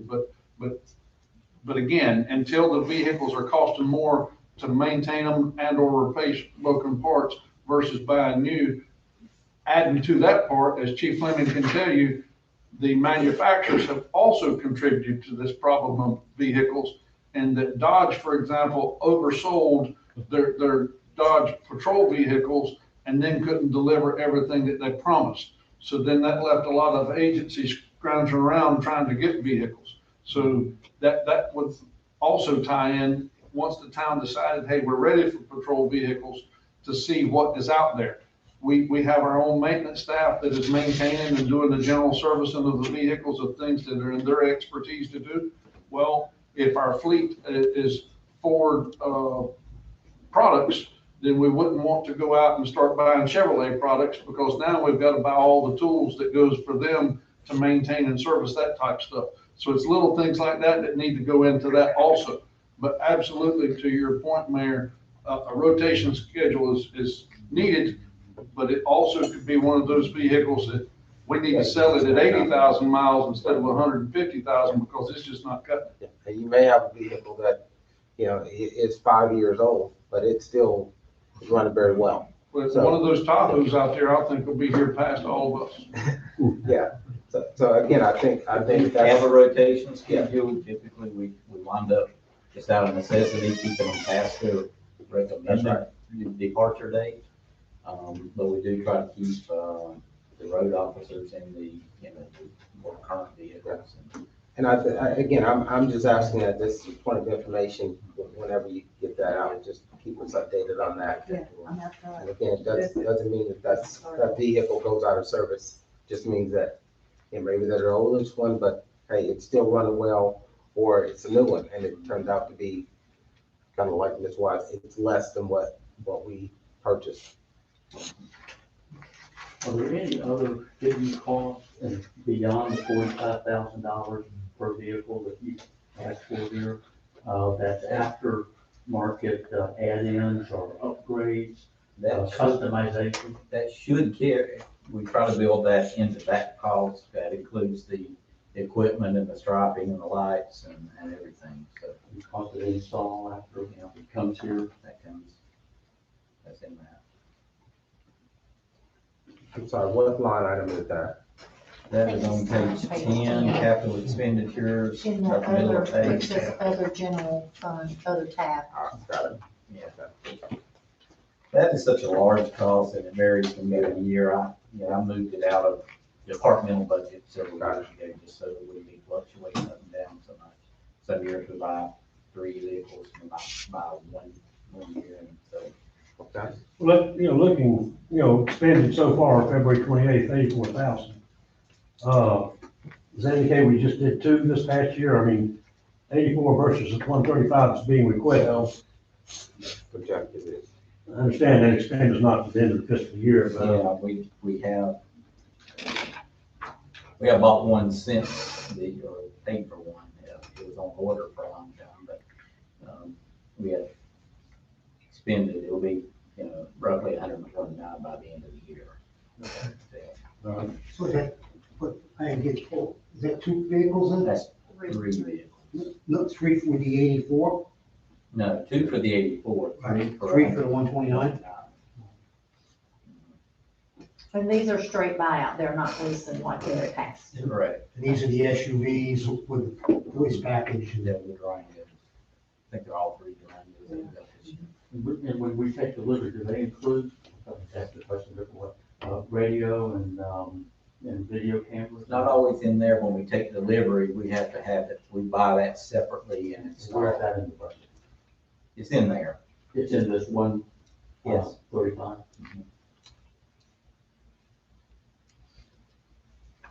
Other questions? What else do y'all have? That's all I got police wise, unless y'all have some. Any other questions for Chief Fleming?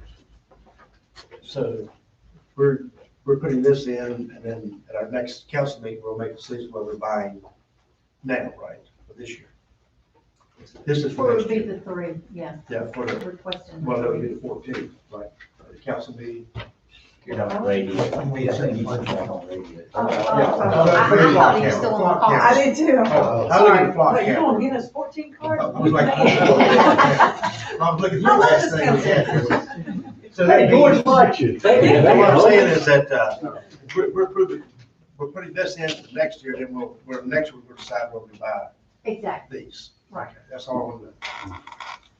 Wait a minute. If we. Count. They got clock count. So we own no clock cameras today. Let's say we're putting this in the budget for next year, we're gonna decide the next budget, council meeting, whether we're buying the ones today.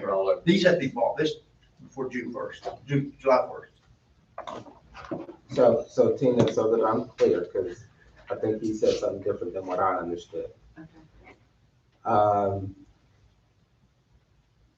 He understood that we had to have a agreement in by June 1st. July 1st. July 1st. Which we will have a budget.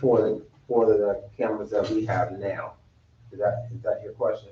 No, you have radios. No, he's talking about the Oh, clock. oh, yes, we're gonna get that June first, But yeah. as I said, you gotta we gotta approve something this year, to pay for it. Yeah, because the price goes up. That will be in our budget. No, this would be for next year. The next year is May. No, this year. No. You'll get the flock, I think we talked to her about giving us by June first, at your June meeting of that, you'll have that proposal, and you can go ahead and approve that proposal, and it'll be effective in July 1st. So then we won't have to pay for them. But we're not paying. Right. You'll have to pay for this, you got 30 to make it Okay, effective. that's what I. And that's the same way I was thinking about the radio system. Right, so we just need to give directionally that we're not paying intended, yeah, right. So the budget item is starting July 1st. Okay, I was thinking it was like. George, you'll hear over your next tenure here in town, you'll hear Steve, or his successor if he decides to bail on us sometime due to aging factor, but, at any rate, you'll hear Steve mention that, even though we're talking, say, current fiscal year, that he won't have to pay for something until the following, and that's okay. That was my question. We don't have the money currently, but we will have it the next fiscal year, and that's when the bill is actually presented, we pay it. And so I think that's kind of what you were Yeah, hitting. that was my question, wasn't we? Any other questions for Chief Lynn? All right, thank you. It's okay.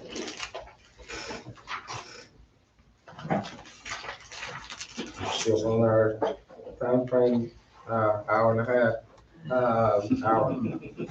But, all right, Steve, who's next? If you wanna, well, there's nobody else to get, I don't think. I'm covering Adams for him. Adam he's been having some bad back problems. He had made an appointment this morning with a back specialist. He had trouble getting an appointment. Must be able to, keep that appointment. So I'll be covering his. If you want me to run through like governing body and admin, and a lot of that stuff's gonna get very quickly. All right, let's get to the quick items. Yeah, let's just start with governing body on page 3. I'm sorry, where are you, Steve, Joe? Governing body, page 3 of the general fund. Oh, okay.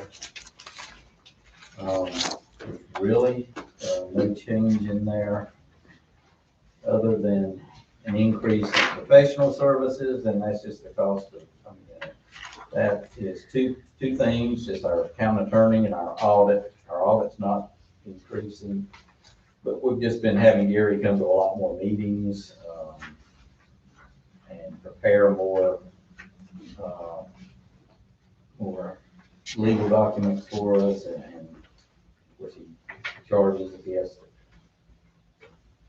One meeting a month is in his retainer, but if he has to come to additional meetings, then that's billed, and so that's just an increase in cost. For clarification, that line item number 2, is that what his has come out of, Yes. 36,000, is that all, Gary? It's Gary and the audit, which is, I think 12,000 and something. So, Gary's about 2/3 of it, and the audit, the other 1/3. and how much is the retainer? Retainer, I think it's 900 a month. I think it's 900. And just the normal meetings come out of the retainer, everything else is billed separate? Correct. Okay, thank you. If he just answers an email, is that considered billing? Not extra? usually. Okay, Not usually. just wondering. If we ask him to draft a letter for this, or, speak to another attorney about some, an issue, or, he has to research something, he will for that time, but if you just email him with a question. Okay. Thank you. You said currently 900 a month. Let me check that. I said that, but I'm not sure. Okay. It might be 8. Might have helped pay for a little bit of itself Do what? with Limelight. Yeah. Yeah, we got some of it. So they did pay fund? That's what the attorney, I think on Thursday Yeah, night, he said- told us It's being held by the board or somebody, but they're supposed to being held by somebody. Held by the courts. or something. Yeah, clerk. Wouldn't it be reasonable to assume with the many of the things that we've accomplished in the last 6 months, that the amount of time he's gonna spend with us outside of his retainer is going to reduce rather than increase with the staffing changes and with the up and down?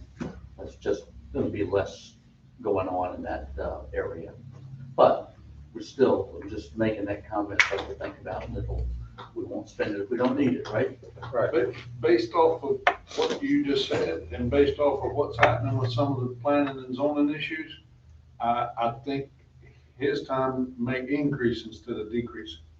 Because there's several issues in town that may require his legal expertise to pursue. Excellent point. I think I understand where you're coming from. Quickly, training, I'm lowering, there won't be an schedule.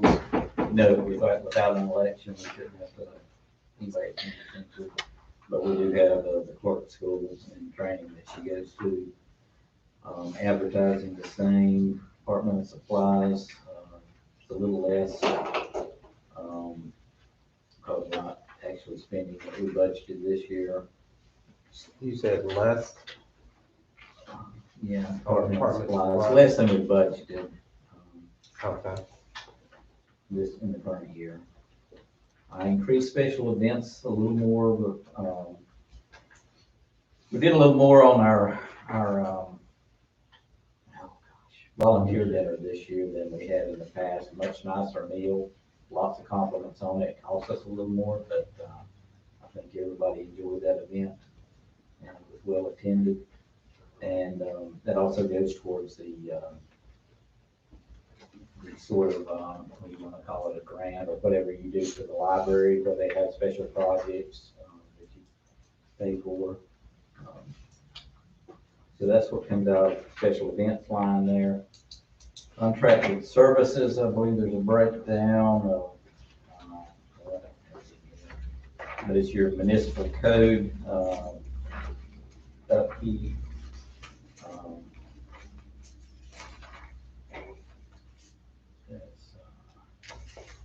And I think, Kim, if you, there was an increase in that to update, what was in the contract services with Community Code? We have the codification of the ordinances, we have the minutes, codification of the minutes. We're looking at the new programming. Oh gosh, help me, Jim. Which program was it? For the- for the agenda? Yeah, the agenda. That was it. Yeah, Program? Starts going to electronic type agendas with her, doing her software Internally. program. Internally.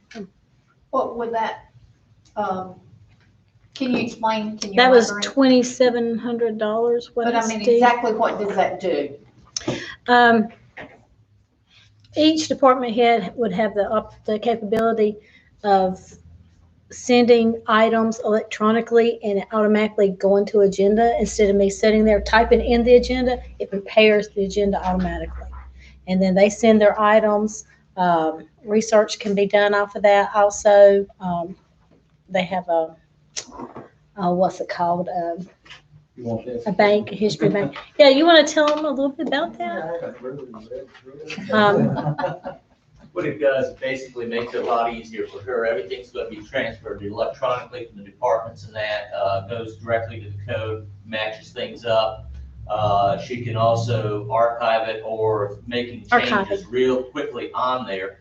And once it's done, she'll be able to, at that point, if not a written, you can have your written copies, but be able to transport it to you all in an electronic version. Of course, we're not at that step yet. And print from that also, and automatically page numbers. There's no more scanning and printing. I mean, it takes a lot of the time away from the clerk, what I do now, as far as scanning and getting It's things pretty standard out. out there. It saves efficiency. Just and learning the time. system. Puts her better in control. And I think it had the ability to, while you're here, to actually do researches back in the minutes. Yeah, it does. So if the council asked her a question, I remember back in 2010, what did we have? She'll be able, because everything is tied back to, I guess, a cloud kind of thing. And she'll Yeah, be it able to goes write out to then the and then, cloud. well, I've got it here and bring it up to you. Well, that sounds like it And what's the name of the program again? pretty efficient. What's the name of it, Steve, the official name? Multi-code, I think that was on the front. It's Muni Municode. Code of ordinances. This is a service they add Okay. onto Yeah. that code. Yeah, it sounds like it, instead of sending you an email, hey, I like this, put on the agenda, they can just do it themselves. Yep, and it automatically puts it on, it lines it up, you set up a format, and it lines it up, and it puts it right in there, and I'm not sitting there typing each agenda item. Makes her more efficient, a lot more efficient. Sounds promising. Use and subscriptions is used to council of government, school of government, Lake Norman, transportation, whatever that is. But it's a number of used organizations. And then capital outlay, Kim's printer is dialing or so many times in the middle of things.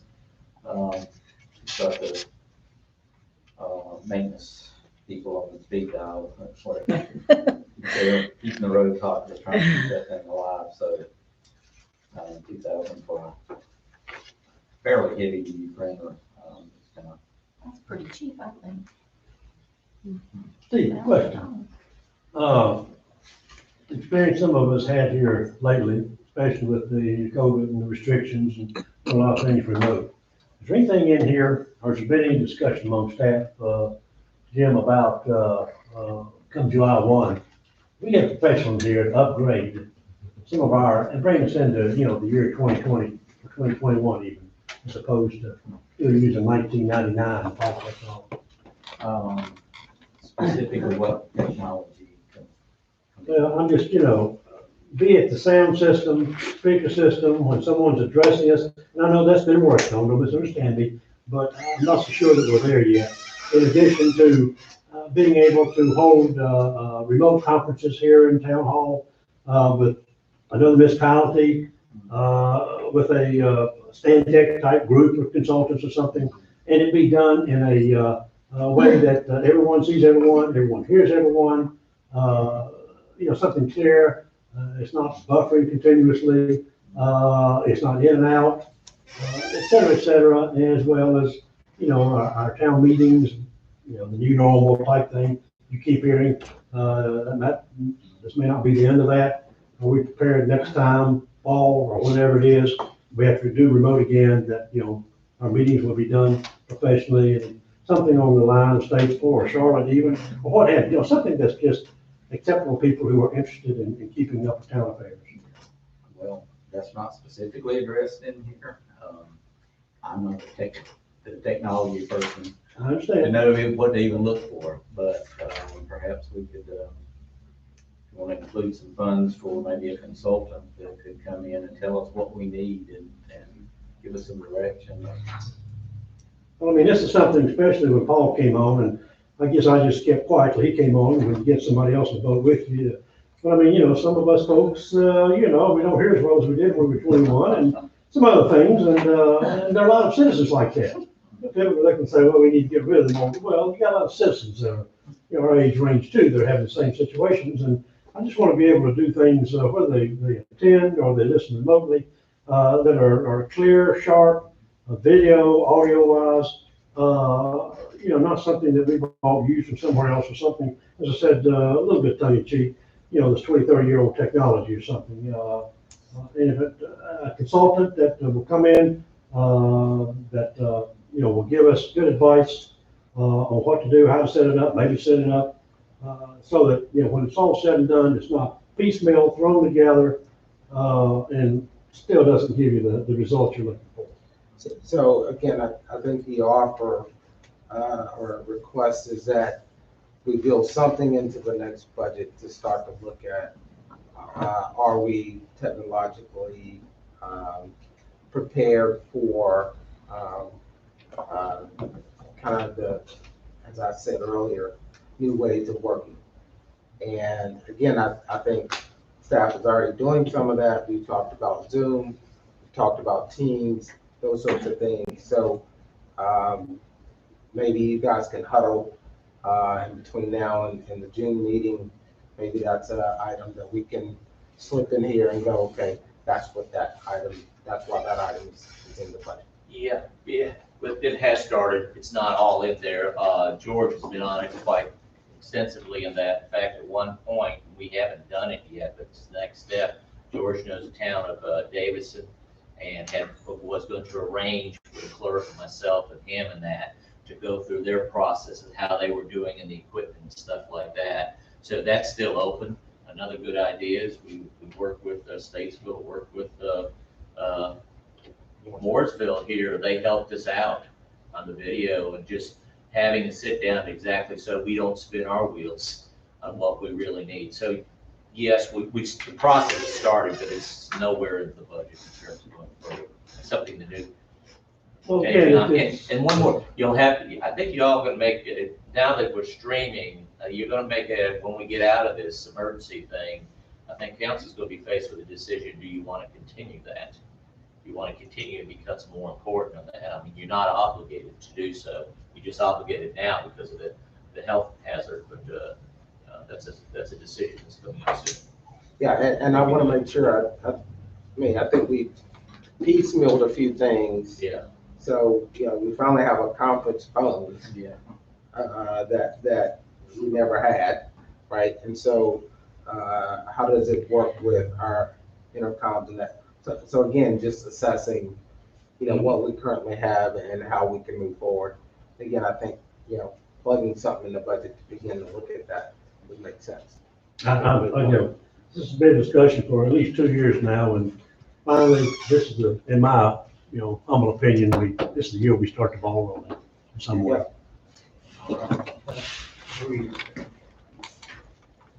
Flip over to admin, which is page 4. Salaries and wages, it's just a 2% increase. Just plug the number in, take the manager, you're not having any direction on what to go with, so that's just Is that 2% or 2.5%? I beg your pardon, Is that 2 or 2.5%? 2.5. Are you talking about the cost of living increase? Or what? Salaries and wages were first line. Yeah. 5%. Well, what I've done is gone by the current, what people are actually making plus. Current budget? Current budget plus 2.5%. Not total, but looking at individual salaries.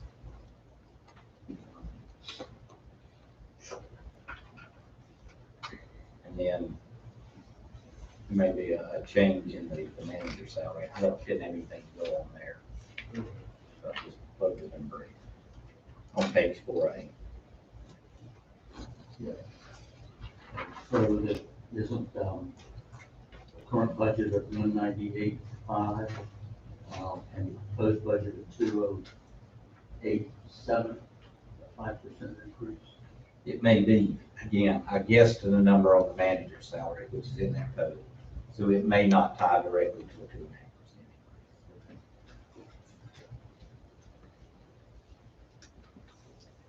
2.5%. Professional services is just allowing in case we need a, a small study done, like we've used in the past for maybe a staffing study or a space study, or just something that the manager will have at his disposal, if he needs, a little professional service. I'm gonna skip the fringe benefits. I think y'all understand those. Training, would be for any professional training for staff or manager. Telephone expense, I don't know if you want me to get line by line or just skip down to. I would say unless there is a significant increase, Yeah. Let's only address those unless people have a question.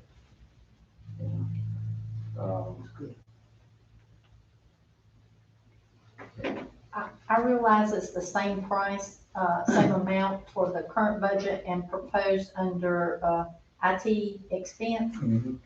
Can you relate to what that encompasses? It includes our internet service, includes outside contracting for our IT upkeep, when programs have to be installed or computers aren't working correctly, or we have a contract company called ESP, and they come in to when we can't handle something in the house.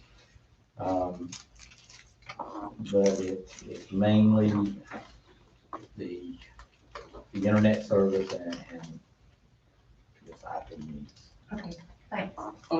Sometimes, might need to replace a laptop or something. On that same IT line item, Steve, for security, a lot of the cyber theft and towns being held hostage by these various people. Is that in that line item, or do you have that separate? No, it's included in there as well. We do have firewalls and so forth built into that. That's included in that. We don't have any kind of backup service to where if we are hijacked over the weekend, Monday morning. We do have backup. Our systems are all backed up every night. Okay. Offline in the cloud, basically. It's not anything physical here. It's stored off-site. So if we are hijacked, we can, we're not hijacked. Drop back in front. Any other questions? We'll move on quickly because the mayor's getting hungry. What was that, Steve? I said, any other questions, so we can move on quickly and because the mayor's getting hungry. I have some other meetings I've got to get. All right, flipping over a couple pages. Some of us are election. still working full-time. FYI. That's true. Page 5, elections are 0 because there won't be one next year. We've already covered planning and zoning, so we can skip all of the police department, so we can skip to page 7. Street maintenance, and again, I'll say that Adam could not be here today. So I'm gonna cover this as well as. There is an election next year. Huh? There is an election. Not a town election. Yes, there is one next year. This fall? No, next year. It'll be a next Gonna year. be. budget. Gotcha. Sorry. Okay, no problem. Street maintenance, we, salaries and wages are 2.5% over current. Apparently they're making a little less than the budget in the current budget, so. There's no additional positions. Really, I'm just gonna skip down to anything that looks like an increase. It Retirements up a little because of the rate increase I mentioned Friday. There's a significant increase if you look down in street sweeping, because we've added a lot of mileage and because, well, we want to step it up and do it monthly instead of skipping some months. Okay. Yes, sir. Got not so much of a question, it's a statement. Mhm. And this is my own personal opinion as a taxpayer in the town of Troutman. Where I live, okay, the street sweeping company that we must pay $33,000 or $32,000 for, half the time when they come through my neighborhood, okay, their brushes aren't down, they're just driving through, blowing dust. Okay, maybe, first, and again, I apologize, this is my own opinion. It's an antiquated sweeper, okay, it's old, okay, I don't think it's doing the job. I would like us to say, to probably continue street sweeping, but let's look into maybe another company, B, something else where they can provide better and newer up-to-date equipment. Because again, I feel, okay, people, and I've gotten different opinions from kind of talking to our council here. Some people think it's the greatest thing since sliced bread, and I think it's a waste of $32,400. Now, when you say that, you mean this company or eliminate switch? This company. This company, okay. I mean, I don't know if you've got, I mean, everybody maybe knows where I live. I spoke with the mayor.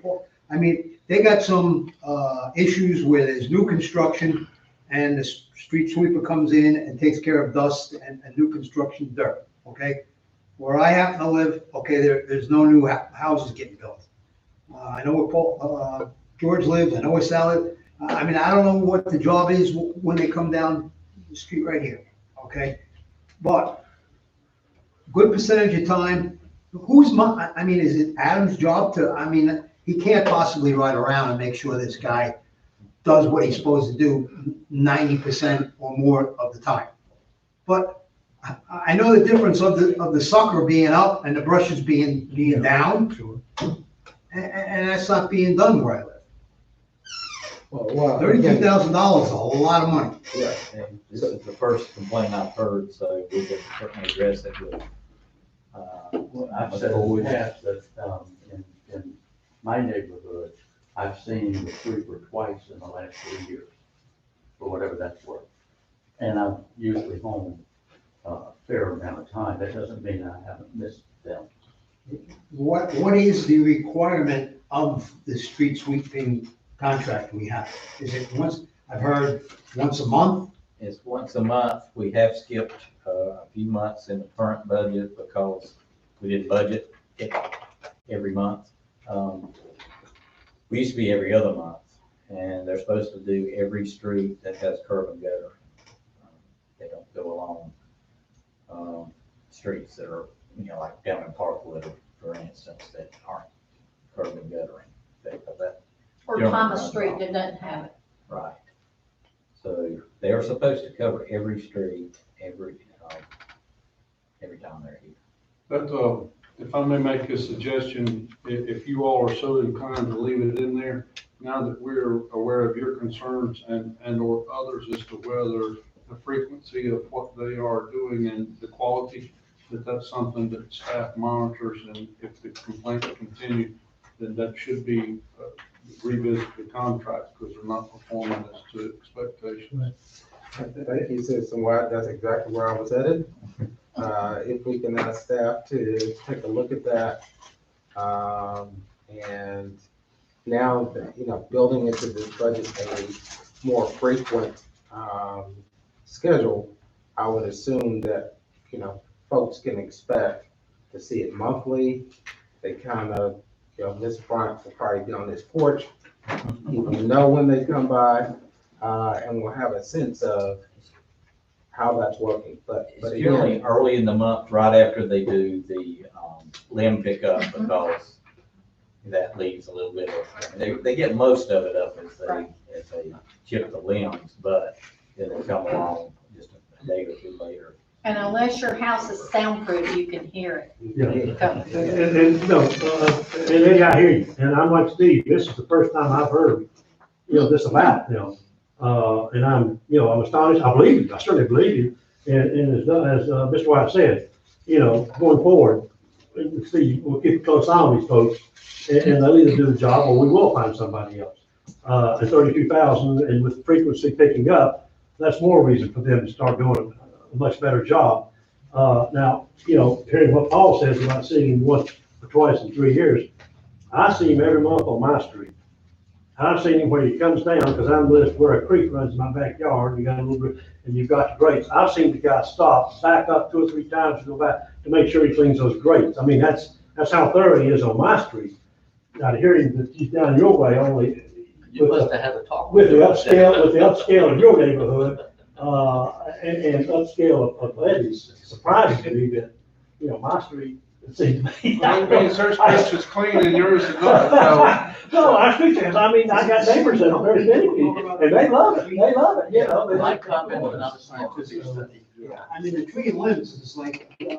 it's a home run, they do a fantastic job. But I believe you, and I think we need to certainly investigate and make sure they either do it, or we do get somebody Yeah, else. so I think the request is that staff take a look at it, give us some feedback.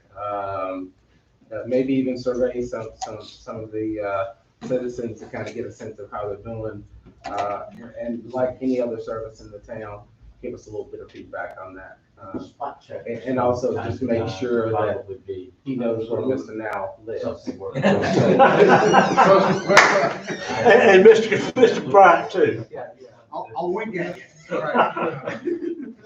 No, just kidding for the record. Proceed to page 8. Debt service, the notice has dropped off. The last vehicles we purchased on installment purchase 3 years ago are now dropped off, so we have no debt service for the vehicles.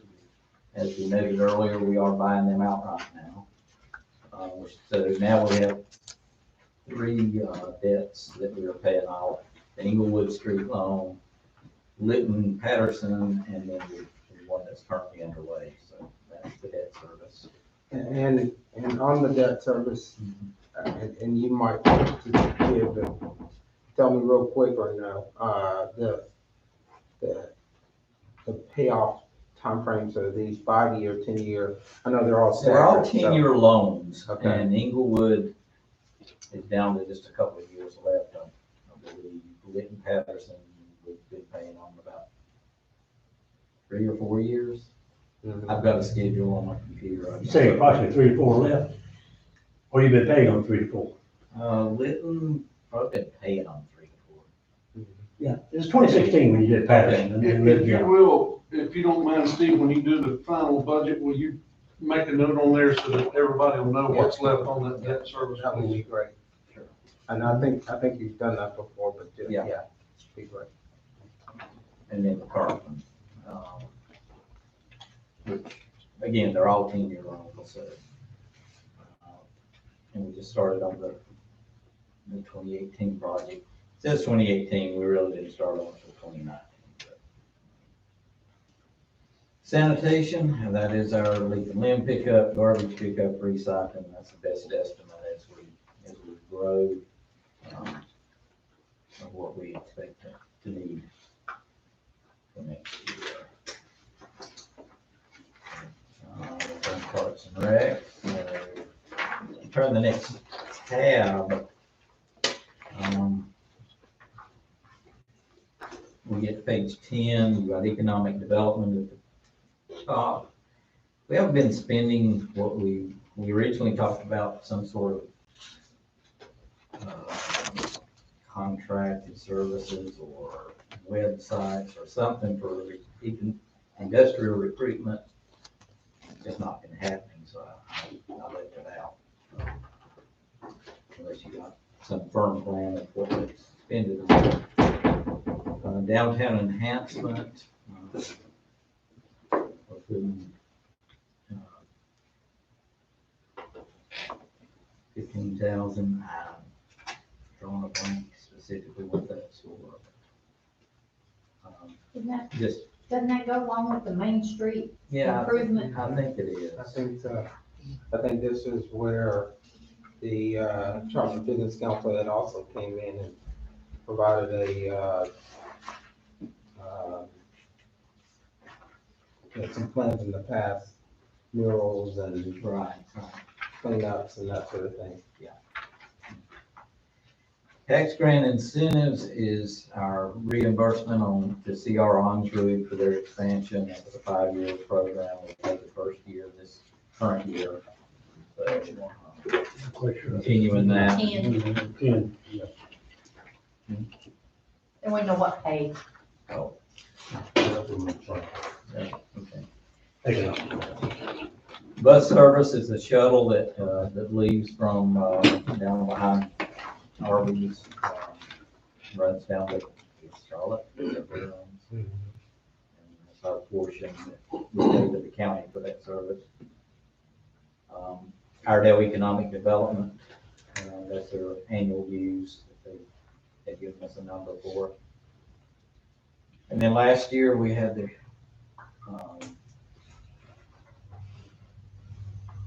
previous year we had the actual Wagner Street building revolved.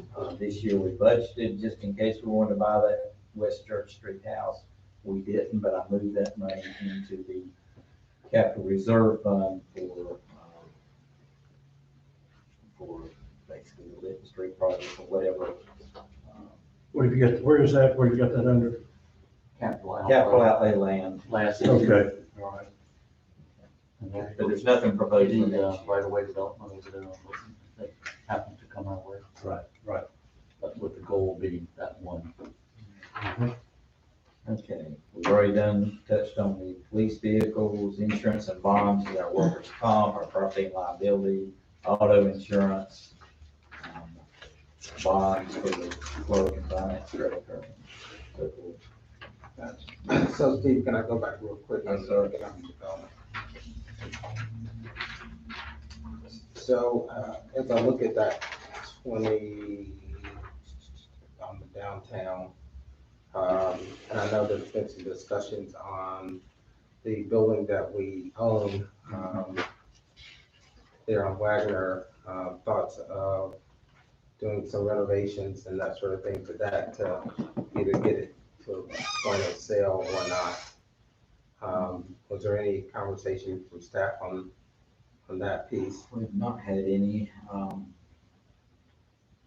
that project just kind of seems to linger without much direction. Now, if you want funds included, I'm really like to see in that. Yeah, again, I know it's making us money, to a certain extent, but, maybe that's one we can discuss before we, get to the final. Just a quick comment in regard to the Wagner Street property. The first floor is vacant. We've heard citizens' complaints concerning that. There is a meeting with the property manager tomorrow afternoon. Hopefully the outcome will be that will be resolved to some degree of satisfaction. Doesn't mean it'll be rented, but it'll look better from the outside. Okay. If he does what we hope he can do for us. There was a meeting scheduled in March to start discussions on what we can do with the Wagner Street property creatively. And that was canceled because of the change in day-to-day life with Corona-19. Expected to come back to a point where we can, again, pursue some type of resolution to that, whether keep it, upgrade it, or sell it. And the group was scheduled to tour it in March, and that was the cancellation. Okay. Could I ask some questions on this? What group are you talking about? What was the rest of council involved? It was at the planning retreat where you all signed, Eddie. Because I know those two hadn't been able to see. Yeah, I think, it was signed with Paul and George and And George has also contacted somebody else in that, and everything was coming together until we closed it down, so it needs to be picked up again. So, yeah, because I knew you Yeah. two hadn't been able to. That was all being arranged with it. Okay. And then died, and will hopefully come back up quickly. So, How long are we on that building now? 2 years or 2.5, 3? How Oh, long? you're way ahead of the future, in the future. No, I'm saying, how long are we on that building? We owned it, he says. I don't think we've I don't- owned it yeah. 2 years. I don't think it's been a total two. It's close, but I don't think it's been a total two. Well, we were making, And we're, two renters. and by the way, we've got a group that's gonna address how we move forward with it, so. starting tomorrow. So, let's leave it to the group. I think I Again, have that tomorrow. we tasked them with the goal of looking at it. My reason for bringing it up was from a budgetary perspective. Well, I was gonna bring it up if you didn't, yeah. But because the group hasn't officially got together to meet to talk about, kind of a plan, that's why it's not reflected here. But again, this is a budget, and it can be amended, and we can kind of discuss that going forward. All right, Paul and George, and who's the third? I think you said you reached out to somebody? Well, it's George Burger Todd. Okay, Mike, Okay. George, Right. just want to reconfirm who's on, okay, very good. You're welcome to join us if there's on the Zoom meeting tomorrow afternoon. Yeah, I thought this Just was, be talking to Tom. okay, sure. You'll have a quorum. No, can't have a quorum. You're on that Zoom meeting tomorrow? I have, it's supposed to, I don't think or a later time. Put on the copy. All right, You didn't. I haven't seen it yet. Okay. I've been busy. all right, next item. Let's see, that was insurance and bonds, so Yeah. turn to 11, that's where we'll transfer monies into other funds. Top line, 450, we talked about the park, ball field, parking lot, et cetera. Advised to maybe see how funds are going before we actually let a bid on that, although we can go ahead and put the planning process and be prepared for that. And the same amount going into our capital reserve funds for facilities, economic development, industrial recruitment. And so that's basically that. And contingencies, not put anything in there, although Mr. Freeman's suggestion on some of the other things that are kind of iffy at this point, perhaps move into here. And that way you have the control to say, we want to proceed with that and move it back into the appropriate line items. That's all I've got. If you want to talk about, proceed on the utility thing. Yes. Did you skip revenue? I did. You plan to go back to that, or, Yeah. or is that not important to us? I had planned to, and I was about to forget, but yeah. I kind of want to give an idea of what we're spending on.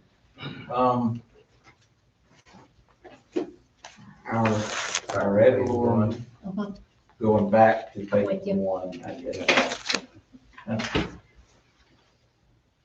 Y'all have questions you want to ask, or you want me to go line by line, or if it's significant increases, or what? How do you want to handle this? Are there specific questions or folks feel like they need to have, Clarification? go through the detail on it? I just wanted to point out that, and you've all have seen it, that we're projecting a 10% increase in ad valorem tax, even in spite of what's going on today. So, that's a positive thing and is reflective of the growth that you talked about. I have a meeting, hopefully later this week, the committee that's looking at SRO funding modeling. But I have some significant questions concerning the budgeted SRO reimbursement at 291 7. That number, it doesn't jive with what I heard the commissioners, the school board say last week. So we need an opportunity at our committee meeting later this week to talk through that with Steve and with Chief Fleming and Eddie Now. Hopefully you'll be able to join us either live or remotely. Well, may I stop you there and say, you're getting mixed signals from board and commissioners, school board and commissioners? No, I haven't misunderstood, I don't think what they said. No, I'm saying you're getting mixed signals, not you misunderstood, but you're getting mixed signals. You know, What's based on here- what we discussed months ago. What is in this revenue breakdown isn't what I personally heard the commissioners say verbally and in print at their meeting last week. I say commissioners, I mean school board. Right. I think I heard 185. Well, we need to do a deep dive Right. in order to talk about it. Steve has done a fabulous job of providing an element by element breakdown of our SRO program. But he used last year's numbers. So I updated it to this year's numbers based on what's in here and what I have in print and heard from the school board. And there is a significant downside to what is in this requested column, in my opinion. So we want to talk about that amongst our committee members, and then if this is the right number, fabulous. If it isn't, then we'll bring that back to you before we vote on a budget, I would hope. Now, that scares me a little bit. I understand what you're saying, and obviously we've got to get this done before we pass our budget. Is there time, I mean, because the school board's already come up with their budget, and I presume since the commissioners. So, you know, if we come up and say, hey, you know, this is not fair, we're just continuing what's been going on that we have a problem with for years, are we gonna have to live with it another year? Probably. However, the memorandum of understanding that we have with the school board is a 12-month document. It expired in December, and it can be amended at any time by any party. So whether Troutman opts to amend it or Troutman collaborates with other communities to ask for an amendment, that's all in the future. But for the purposes of the budget, which the mayor pointed out clearly, it's the recommendation of staff, but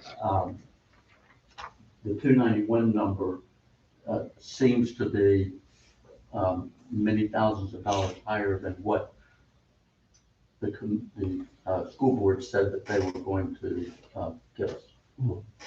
And give us as funding for our existing program plus 1/2 of a new officer. And I mean, we could spend the rest of the afternoon talking about it if you like. Yeah, I don't want to get too involved in it, but I'll tell you how I arrived at this was taking the 3 officers that have currently got 10% 10-month funding, brought carries up to that level of 10 months, 100% funding. Added the potential SRO at Troutman Elementary 50%, assuming, which may be too much of an assumption, that we put them the other 50% of the time at the charter school and they pay the same amount. That's how I reached that number. Now, if it's off for some reason, I'll be glad to find out Which is why. all we needed to. I just ask for your indulgence. Yep. Let us, the committee. Yep. Hopefully Thursday, review it. Anyone that wants to have a advanced glimpse of whatever we talked about and share with one another at that committee meeting, that'd be terrific before our June meeting. Is that fair? So, and what Steve, you know, the work he's done on it so far is right in line to a point.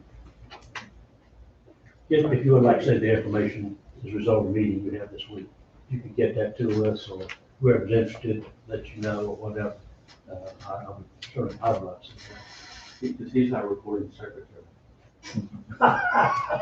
Mr. Secretary, yes, we can, I'm sure we can collaboratively follow up. And Any other revenue line items you really, want me to expound on or explain?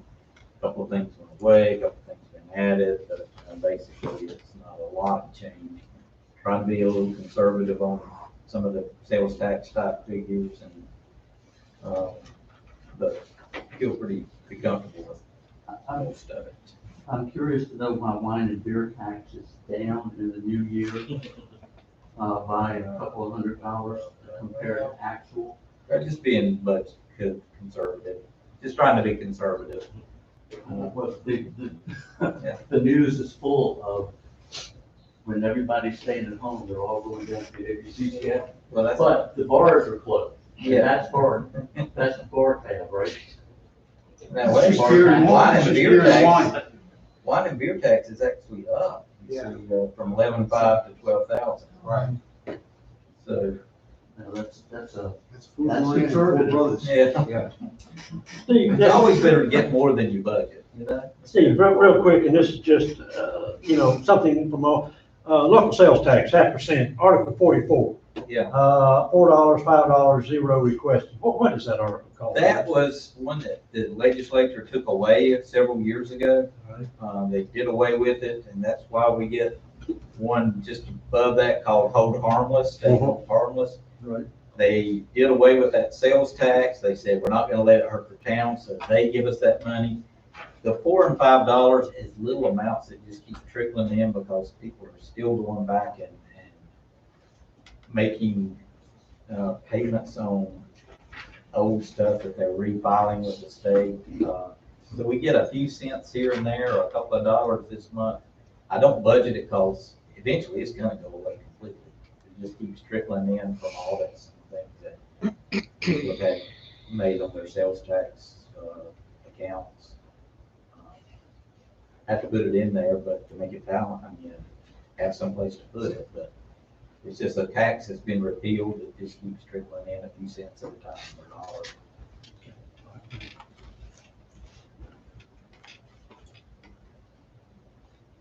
And I just wonder, we asked what, Sally said earlier, it'd be nice if we didn't have to use the fund balance to get it to balance. So if we can find a way, Nice, that goes out there. it'd be nice, but. Well, I gotta agree, you know how I feel about fund balance. That thing gets fat, I don't care, but it's always there, like right now, you got towns that are very worried, and we're sitting on a cushion. Not that I wanna use it, hopefully don't, but that's why I sleep well at night. And just for a little clarity as well, I feel like I need to point this out. ABC profit distribution. I asked Blakey for a number last year, for what he felt comfortable with us budgeting, and he told me 50,000. And then he said just a few months ago, I feel bad about that, because when I was thinking of all of it. And I put it in, this line that goes to the town, but he was including what goes to the park, and the police department and everything. So I over budgeted that last year because we just didn't have clear communication. So I backed it down to what just the town will get conservatively. So just to clarify why that's such a big drop. I think it'll probably be a lot more than that once they get their balance up. You remember the sales are going up and they have to do less of a reserve. So we'll probably actually have to get considerably more. So I want to point that out. Flip over to the utility fund and get that fairly quickly. How much time I got here? You're pushing it. All right. I've not really changed any revenues other than a slight sewer increase. I'm budgeting another transfer in from capital reserve if we need to buy another block from capacity from Mooresville. That's the 233,000. If we need it, we may not. We haven't typically bought one every year, and we did this year, but not knowing what the road's going to do, it's there if we need it.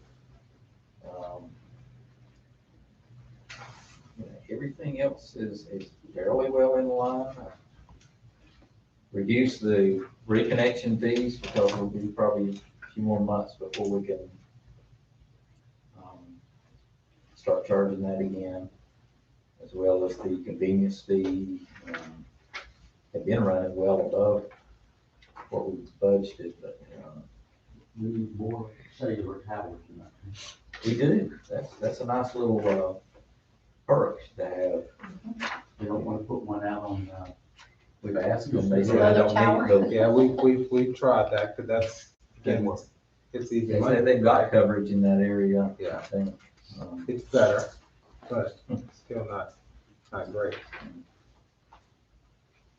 It's nice. Flip over a couple of pages, the admin is the other half, basically, of the manager and staff time and so forth. Getting questions. Well, on that, there's a lot to talk about there. Same increase on salary, Yes, sir. 2.5. 3.5.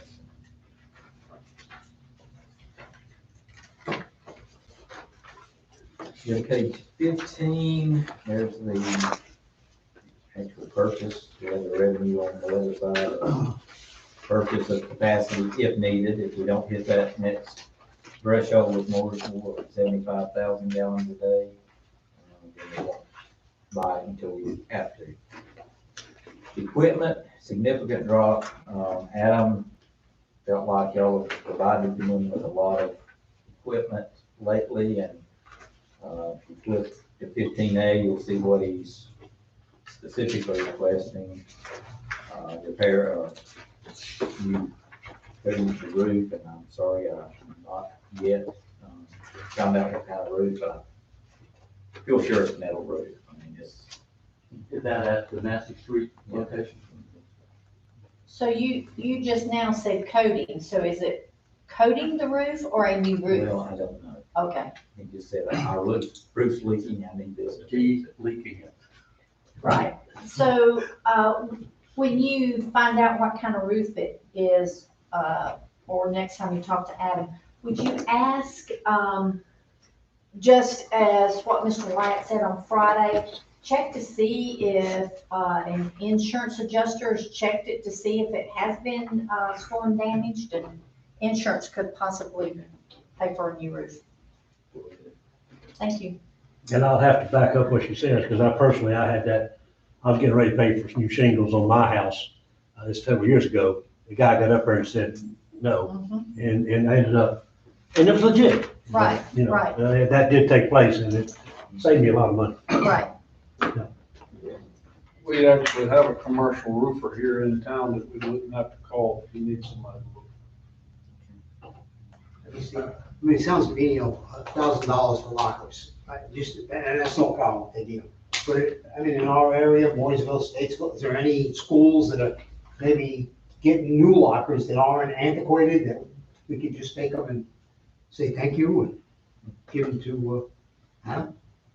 I mean, it sounds, I mean, I only saved $1,000, but. Questions that you can pose to Adam to see between now and next month. Have you ever been down there? No. That'll take a tour. You just check it out for You're yourself. welcome to. I've never been down there either, I'd like to go with You haven't, you never. I've never been in that. I Every know time I've you- gone down, I can't get through the gate. Yeah, the But I gates, didn't- I've been, not trying to go, but the gates usually shut. Yeah. That could be another discussion. We had a tour quite a few years ago. Yeah, we've been sure all council went down there. That was, We'll have to- I think, too many years ago. This must have been before you came on, because we held a council meeting down there, as I remember. Right. That was, I think, when Ann was still here. Mhm. So the only thing about the locker, school isn't in session right now, right? So they can't really, You can check- offices are closed. Well, the maintenance Check guy with, probably know. Yeah, check with Kenny Miller, the director of maintenance. He will know if they have some surplus lockers. I mean, it only saves 1,000, but it's, hey, it's 1,000 in our pocket. Yeah. I mean, even if we paid a couple $100. Right. So another question for Adam. And maybe Jim has a sense of this, when we were looking at doing some work on, at Children's Hope Alliance, with a piece of equipment that was needed to Survey the lines or Wasn't that Is he talking about the line smoke? Yes. I think he's talking about smoke road. I was want to make sure that's the one. It's, one of them, there was a system The issue. only- We were using or borrowing something. from We were somebody getting else. Brian, I, rural water to come in and Brian, I. blow smoke into it, to look out down somewhere other than. Right, but is that the same one? That's the same one. There's a measurement provided Brian and I, and it just wasn't going right, getting all kinds of readings. The backup was through Benji, then getting a smoke device, where you can smoke it and you can actually see it coming on up. We probably should have it just for our regular lines ourselves. The other thing was the flow monitor, and it's a. That's And that's what it was. That's what. So we're not- that's not on here. No, And we don't need it that. I don't think we need that. I mean, that's the only place I can think of that would use it. What about on the project that we're doing on the Mill Village? Never needed it, no big I deal. don't think so. But I think we were talking about, you all directed to, and said, I talked to Benji this Saturday on that, about getting together the Children's Hope from the county and us, and some of that's gonna take care of most of it, not all of them, but that's something we could talk about at that time, too. He's arranging for that meeting, and, yeah, take a look at it. The gas, is that for ditches and so forth, or what's the gas? Yeah, we're buying space. It's fine, go down a manhole. Okay, fine, space. Yeah, yeah. I want to comment that, for the first time since I've been on council, I'm pleasantly surprised to see there are multiple pieces of rolling stock in the budget, whether it's pickup trucks or lawnmowers or. So Tractors. hopefully we have, Skid equipped steer. them to get the job done. That's great. I learned what a skid steer is on this council. Anyway, I just never called it that, but anyway. Now, if you could just update the technology here at Town Hall. We will be. Baby steps, Paul, baby steps. But to that point, I've been streaming, the entire meeting on my iPad just so I can see what it looks like. And it's been flawless. I've gotten a couple of text messages. My wife sent me one, and she's been able to hear the audio. I think reasonably well at home. She probably walked away from it a long time ago, but, so it appears to be working really well right now. Right now. Understood. I've been Yeah, there. and I agree. But you're not in a meeting not too long ago where 1 minute it's fine, 5 minutes later. I didn't know he'd said that on the other end. I mean, yeah. And everybody's heard all the stories, but thank God we got the ball rolling. What else you got, Steve? You know, just running down his list on page 16 or the line by line, and don't really see a lot that changes significantly other than maintenance, repair of equipment. And the thing that hits us the worst there is when these pumps, sewer pumps go out. And we've had a number of them this year, and just want to be prepared if we get several again, that we're prepared for that. Water purchased, we're buying more water, but we're also selling more water, so, you know, a bit of an increase there. But other than that, I don't really see much that, you know, as much of an increase. Other questions on the utility fund? No, Okay. it looks really great this year. I think it's been in good shape the last several years. It's paying for itself, and it's self-supporting, so, and putting a little money into the reserve, so I think our utility fund is a lot better shape than it used to be. That reminds me, talking about that, and I hear what you're saying, and I agree 100%. However, you were talking on sewer, and we've had approximately 50% increase in cost. You were just recommending the 2%. I think I said Sewer. 50%. Excuse me? I don't believe I've said 50%. I saw that somewhere, maybe about 0.5%. I don't know. I looked at that and Friday. I'll find it here in a minute, but nonetheless, the 2% will definitely cover the cost we've had, the cost increase we've experienced. Or are you hoping for I'm hoping, a growth to I'm offset? hoping growth to offset it. It's in the notes, Friday, Yes, slide 10. it's in the, page 10 in your PowerPoint, Yeah. where you had put 2% sewer rate increase. Does it go on or say anything else there about the cost of our sewer? Other than the cost of the sewer treatment versus the revenues over 50% and water cost increase 2 to 3. That's where the old 50% came from in my head. Did I misread that or something, understanding it? Because I read it as being, if that was it, it's our cost increasing 50%, but yet you were talking No, 2%. it's not a 50% increase. I mean, the cost of sewer treatment is 50% of what we take in as revenue. Misunderstood. And I like to put that around 35, 36%. All right. It's what Mayor Richardson used to call the restaurant model. It's your cost of your goods versus what you take, without the overhead. But, the cost of your food basically shouldn't be more than 35% of your sales, so that you can cover your staff and all that. And, yeah, it's not that we've had a 50% increase. Okay. No. That was, not clear on my part, but sewer treatment fees that we pay is 50% of what we take in. Understood. Okay. I want to get that number down a little bit. Okay. Are there any questions on maintenance or utility public works? Okay. What else you got, Steve? Contracted services, we skipped past the last page in that section. And I just noticed that the water tank logo is still on there. That's something that we really need in the budget this coming year in light of all of the other expenses that, and revenue issues that we may be facing. And Well, it never logo got will we put on put up there. It hasn't been put up. Well, again, this goes back to our branding conversations. So, it was branding, I guess similar to the logo that, Steve has on his shirt. Yes. That's there, and you have on your shirt today. I assume our contractor that we have It's ghosted us. reconsidering here, was to present that, at some point, for our consideration.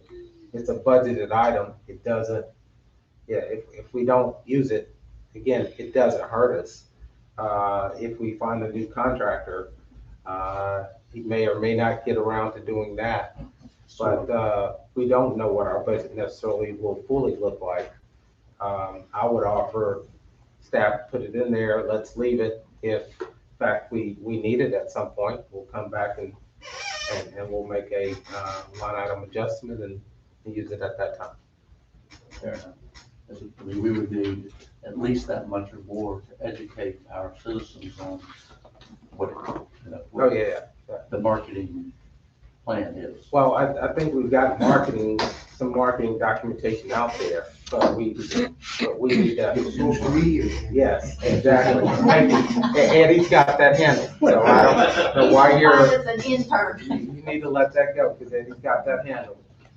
It's just a matter of taking what we have and being able to communicate. So expect to see that logo on national TV soon. Yeah.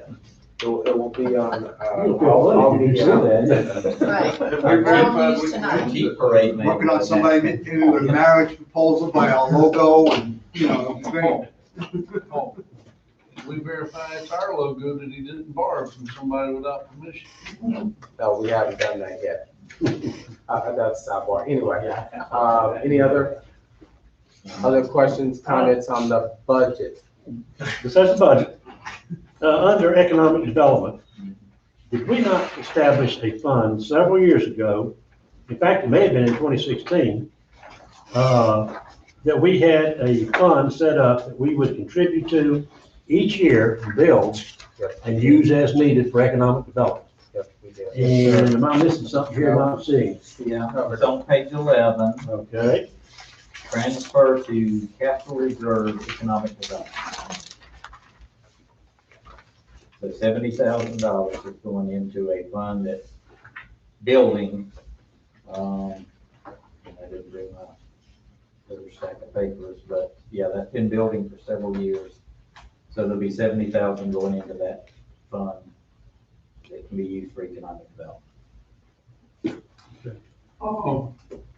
Do you mind, also, Steve, when you do the budget, that showing how much debt is, to be paid off on some of these other, do a little sidebar that shows them what the balances of some of these funds are, please? Okay.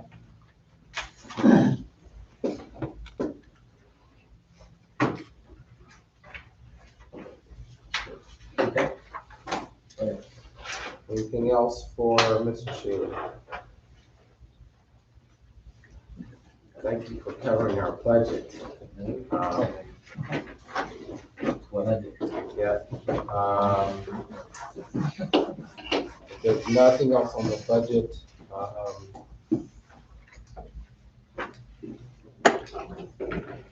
I may have done this wrong. Think about it.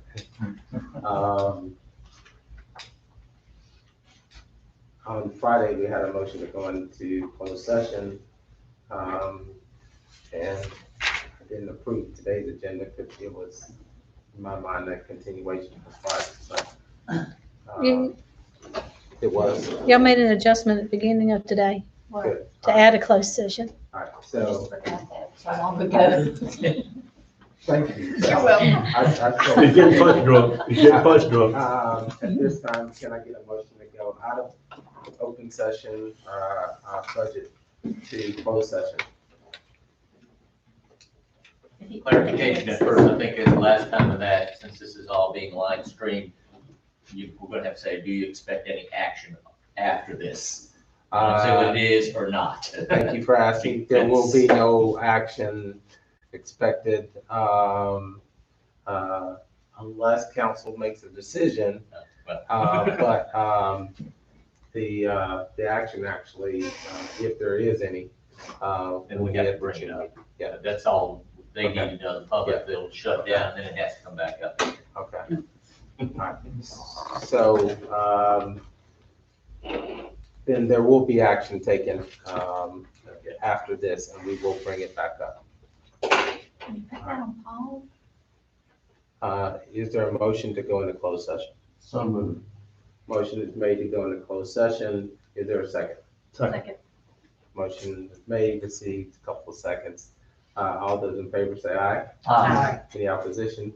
Hearing none, motion passes. And I only need counsel. Mr. Wyatt is here, and Mr. Wyatt, if you don't mind staying for a moment. And we're gonna take a 5-minute or less bio break. We need to shut that down. So now, we got 5 breaks, My daughter, She's working on it. had been mobilized we'll have to bring it back up again. last month. And she's been in New York. And she's been today. And this is trash Oh, my God. that's been left up there. Isn't that awful? I just paused it if you. Oh, yeah, What? probably, yeah. There's a way to mute this, Oh, the but I'm sun not sure again in New how. York. Yeah. Do you know how to mute it? Mute it, that was Corey, or, You know how to mute it. There should be, It's your microphone, click on the microphone. yeah, and it should have.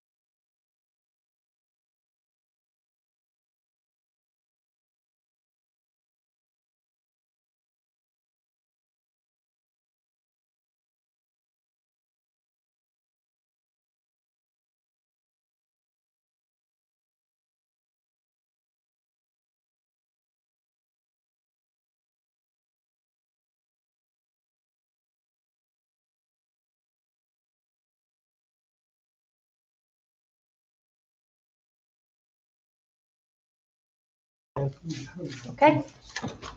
You should be right now. Oh, you can pull it up and see? You want to double check? Okay. The minute I said something about Beth, she texted me and said, I'm still watching.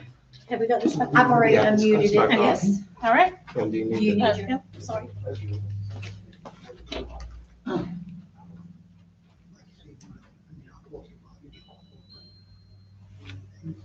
I like that one, shine.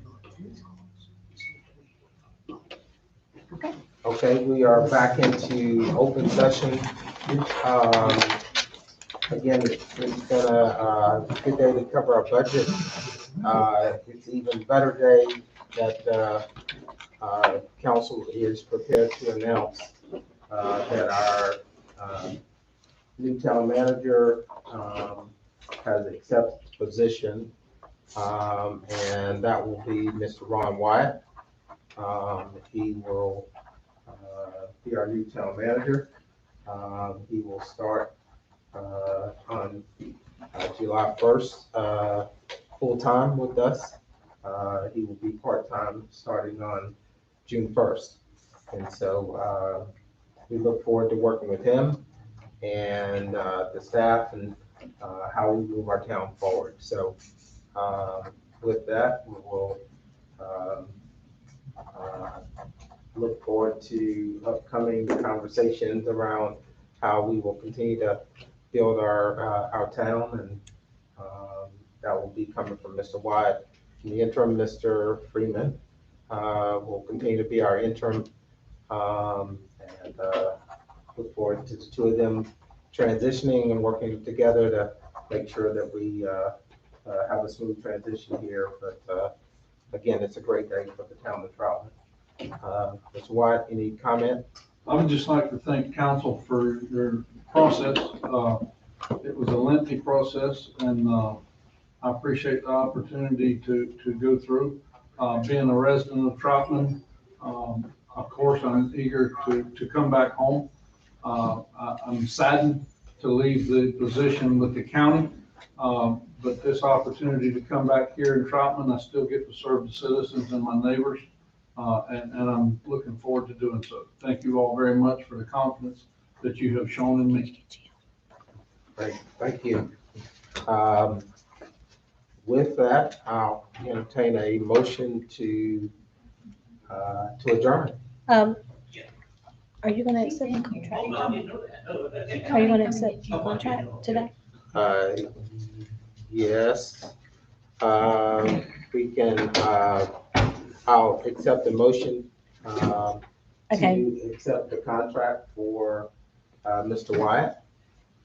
You need to, I think Gary sent an email. Jim? Yeah, two motions. I don't know which one. One, of course, is accepting the contract all outright, and secondly is an effective date of him to start. I didn't know, but he says, make sure you're aware that we get it on record. So, if I can get a motion with those. Mr. Mayor, I'd like to make that motion, sir. Okay, motion is on the floor that we accept the contract with the effective date, as I stated earlier, of July 1st.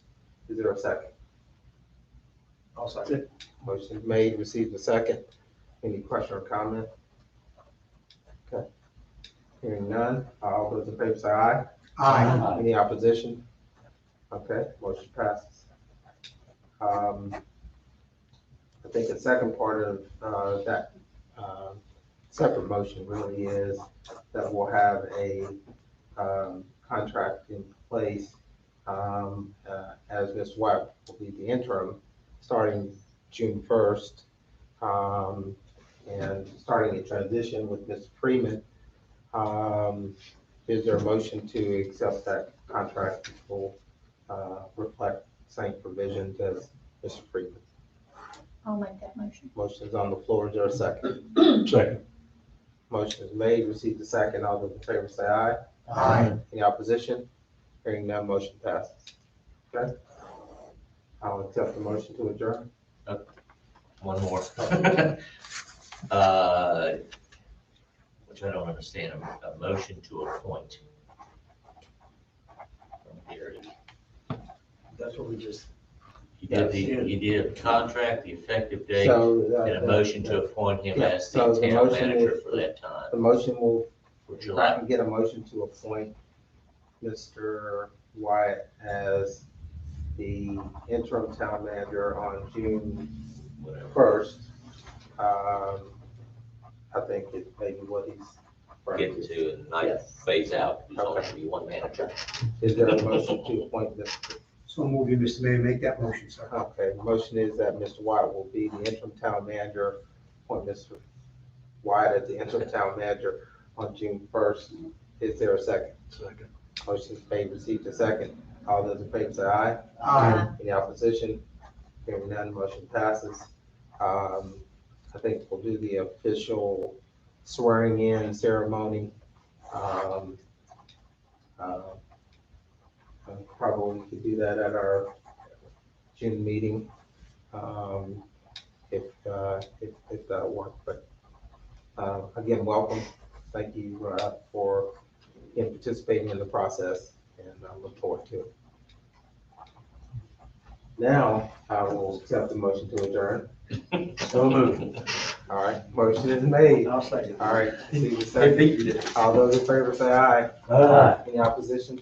Hearing no motion passes. Thank you. Thank you. What time are we meeting Thursday? What time are we meeting? I asked what would the convenient time that, so you're ready time? Yeah. I don't envy you. You got, Whatever I can do. is that right? Clicked on leave live stream. In stream? Yeah, in. Okay. I'm